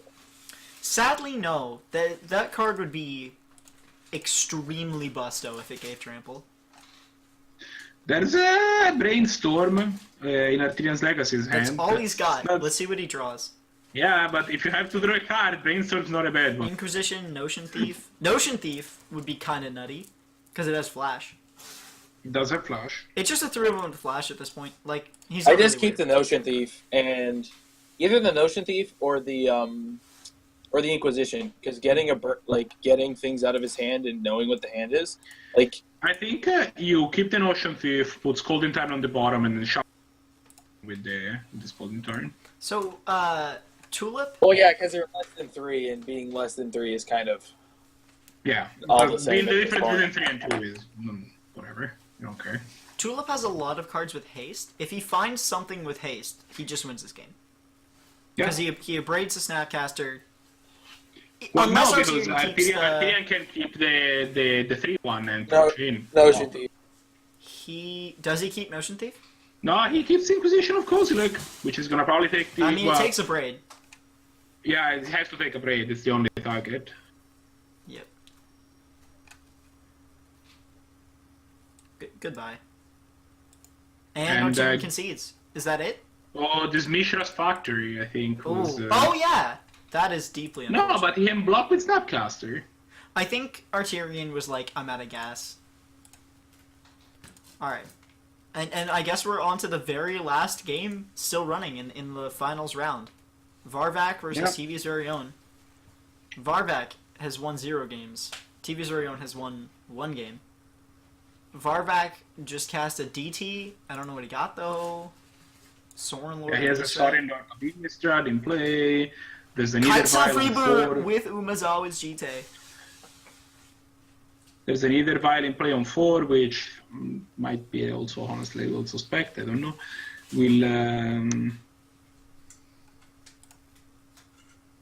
There's people coming in the chat, which I'm assuming are Artirian Legacy, and Artirian Legacy has just gone forever, but He Mr. Tulip is left around. the zone. Somebody needs to go say something to Artirian because he is on full tilt right now. Is he? Oh no! Well, like I've known Artirian Legacy for long enough. This dude is on full tilt because almost every single game that he lost, he probably should have won. And he's one of those players that can get super tilty. He was very own. Sylvan Caryatid, Melora? Melira? Melria. What are you talking about? I'm just trying to mispronounce Malira enough. Here, let me change the names. All right. Yep, this is the very last game. Yeah, they have one more game to go. I'm getting a little fatigued. I'm not gonna lie. Yeah, it's been a long stream. You are not wrong. We're getting close to the end though. It's been we're also getting close to the 3 hours mark. See how long this game goes. Yeah. TV's very own keeps a hand of Forest, Gaia's Cradle, Elvish Mystic, Reclamation Sage, Tide Hollow Scholar, Card of Calling, and Garruk Antlers, which is solid but not spectacular. Notably, it's unable to make normal green mana, but most of his hand is green. Forest? Gonna go Forest, Mystic, and then rely on the Gaia's Cradle to drop this Rex Sage. On the other hand, we see Varvak's hand is Forest, Overgrown Tomb, Ruined Raider, Dismember, Kitesail Freebooter, Sorin Lord of Venus, Redundancy Pilgrim. So it's probably going to go Overgrown Tomb into Avacyn's Pilgrim. Probably Ruin Raider next turn, you reckon? Probably. Maybe Depends not. on what the opponent does. He might have fire up a Dismember, but Yeah. I would say. So, who do you think is The other favored in option this would match? be Dismember and Kitesail Freebooter. Who do you think is favored in this match? If TV's very own drops the Gaia's Cradle, might see the Dismember because that neuters the Cradle and the Kitesail can take something from his hand. I don't know. I don't have a huge feel for who's favored. I definitely think that Varvak is favored in this game. Like, if I were to say who I think is going to win, I would be saying Varvak. Varvak has not too many ways of interacting with TV's very own, and TV's very own can just combo him off. Yeah, but the only tutor he has in hand is Chord of Calling. which might get knobbed by the Kitesail Freebooter. Like, you can only chord for one so far. He has no way to generate any mana other than green. And this Kitesail Freebooter is probably just going to take chord of Calling, right? Okay, do you need given this hand, or do you mean... Given this hand. Okay, given this hand, I'm going to give it to Varvak too. Yeah. I also think Varvak is probably just going to win overall. He has so many ways to interact with the slower deck, and because Varvak is this sort of mid-range list, he's super favored in these middle-distance games. Yeah, but TV's very own can also play the mid-range game, and also has this pattern of, oh wait, no, I just win. I still think that Varvak's deck, because it's built to play that super grindy mid-range game, is more favored to win the super grindy mid-range game. Here is my reasoning. If the game goes long, and TV's very own is playing against a control deck, and he top decks a tutor, for example, he's gonna go cast this tutor, and the control deck is gonna go counterspell, and nothing happens. If the game goes long and TV's very own top deck a tutor, he just casts the tutor and wins on the spot. And Varvak can't do much about it. I think, though, especially in this hand, Varvak has a vastly superior hand so far. Given these hands, yes, I think I give it to Varvak. That much I agree with. Now, do you play... Yeah, he plays Sorin Lord of Innistrad. Now, this scan is so dark. Do you guys see this? Like, the art is extremely shady. It looks like you dunked it in water. Let me try to lean in real close and read this. Make a 1/1 black vampire creature token. You get enameled with creatures you control, get +1/+0.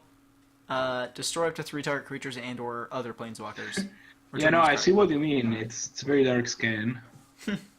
It's just like nearly black. It's extremely illegible. So it might, but the problem might be that I think that this printing is the promo printing, and only I agree. Only foil versions of the printing. Yeah, so if you're looking at that, that's the dual deck one. Finally lands the black and white source. Can you guys hear me at all? Yeah, we can hear you. Hello. Okay, yeah, what I was saying is that's the dual deck one, which is why it looks like that, and if you see those in person, that is what they look like. The other line of text you missed is that they are that dark, and the other line of text that's relevant is that the vampires also have lifelink. Oh, they do? They do have lifelink. Cool. Also, I still Thorin don't can think just- any +1 that makes a 1/1 is very good.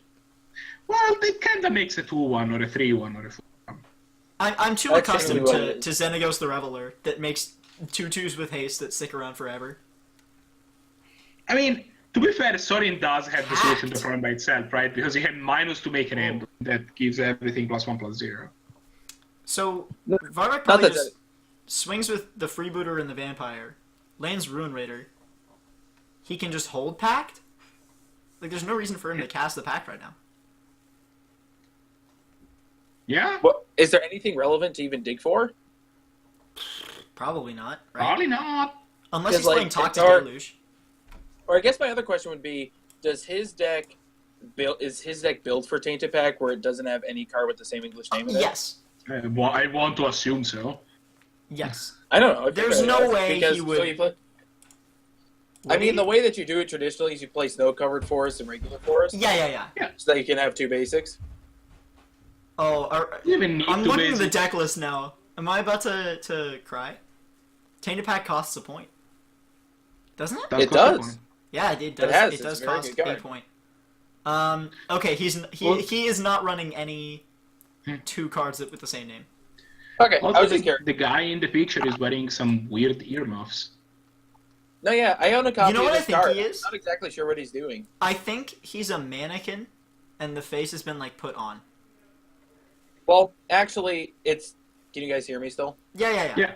Yeah, so actually what it is actually, it's one of those weird Cabal things, because he's like making a pact with whatever. I'm not sure what's on his ears, but it's one of them Cabal-lacky people. Oh, okay. Wait, this card was printed in Odyssey? Yeah, Yeah, dude. it's an Odyssey card. You would think that by then they would have learned not to make stupid cards.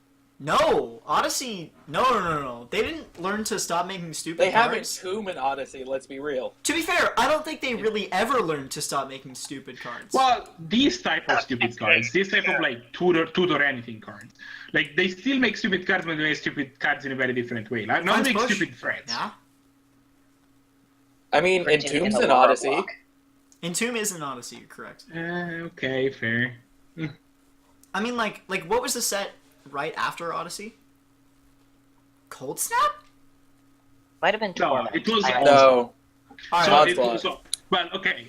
Odyssey was the first set of Odyssey block, and it went Odyssey, Judgment. oh yeah! No, Odyssey, Torment, Judgment? No. Yeah, Odyssey Torment. Yeah, Odyssey, Yeah, Torment, yeah, Judgment, yeah. Odyssey, Judgment, Well, Torment. I don't remember the relative. And then But it was either way- Onslaught block, and it was Onslaught Legions, and then Scourge. Scourge, and then it was And then- Mirrodin block. Yep. What? course, There and were some Mirrodin. Busto cards printed in Judgment. There's Tide this thing Hollow's called called- Wishes. I'm not sure if you've heard about them before. Oh yeah, I got. Wait, was it? When it was in Invasion? No? All of them were in Wish. All of them were in Judgment. Not all of Okay. them. Glittering Never Wish mind. came out. Well, Okay, the, that the one was Cycle the- of Wishes. the white- Glittering Wish is the different deal. Yeah, Cunning Wish, Living Wish, and all the other ones. Those are in, and Burning Wish. Those are Golden all Wish, Cunning Wish, Death Wish, Burning Wish, and Living Wish. The real question is, why is Golden Wish so bad? It's a white card. yeah. Brutal. That's fair. I mean, it costs 5, and it gets artifacts or enchantments. Yeah, I agree. Yeah. That's awful. I don't know why I it was like- printed so bad. I find it funny because even at the time, they were very well aware about how good creatures were or how good spells were, and they were trying to. This is at the point where they were trying to switch the design paradigm, like so they Oh, were yeah. well aware of how, right? But the issue was Burning Wish still costs 2, and the spells are still pretty good, so it didn't really do anything in particular. Yeah, it's like great. Let's make spells worse. The one that costs the fine sorceries is 2 mana, one consistency is 3 mana. Artifacts or enchantment is 5. What?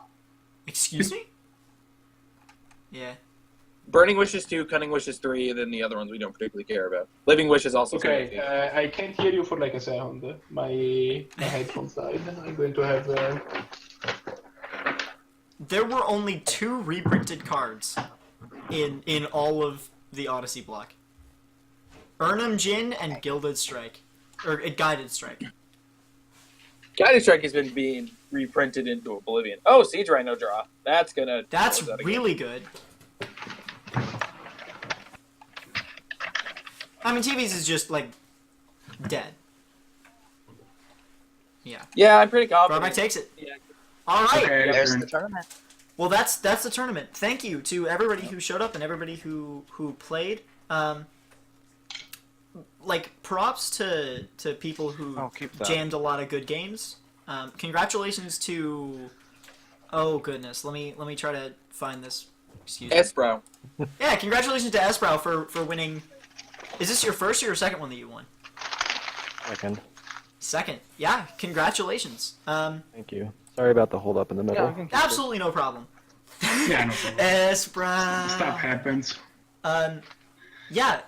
As a reminder, this tournament is free to play in.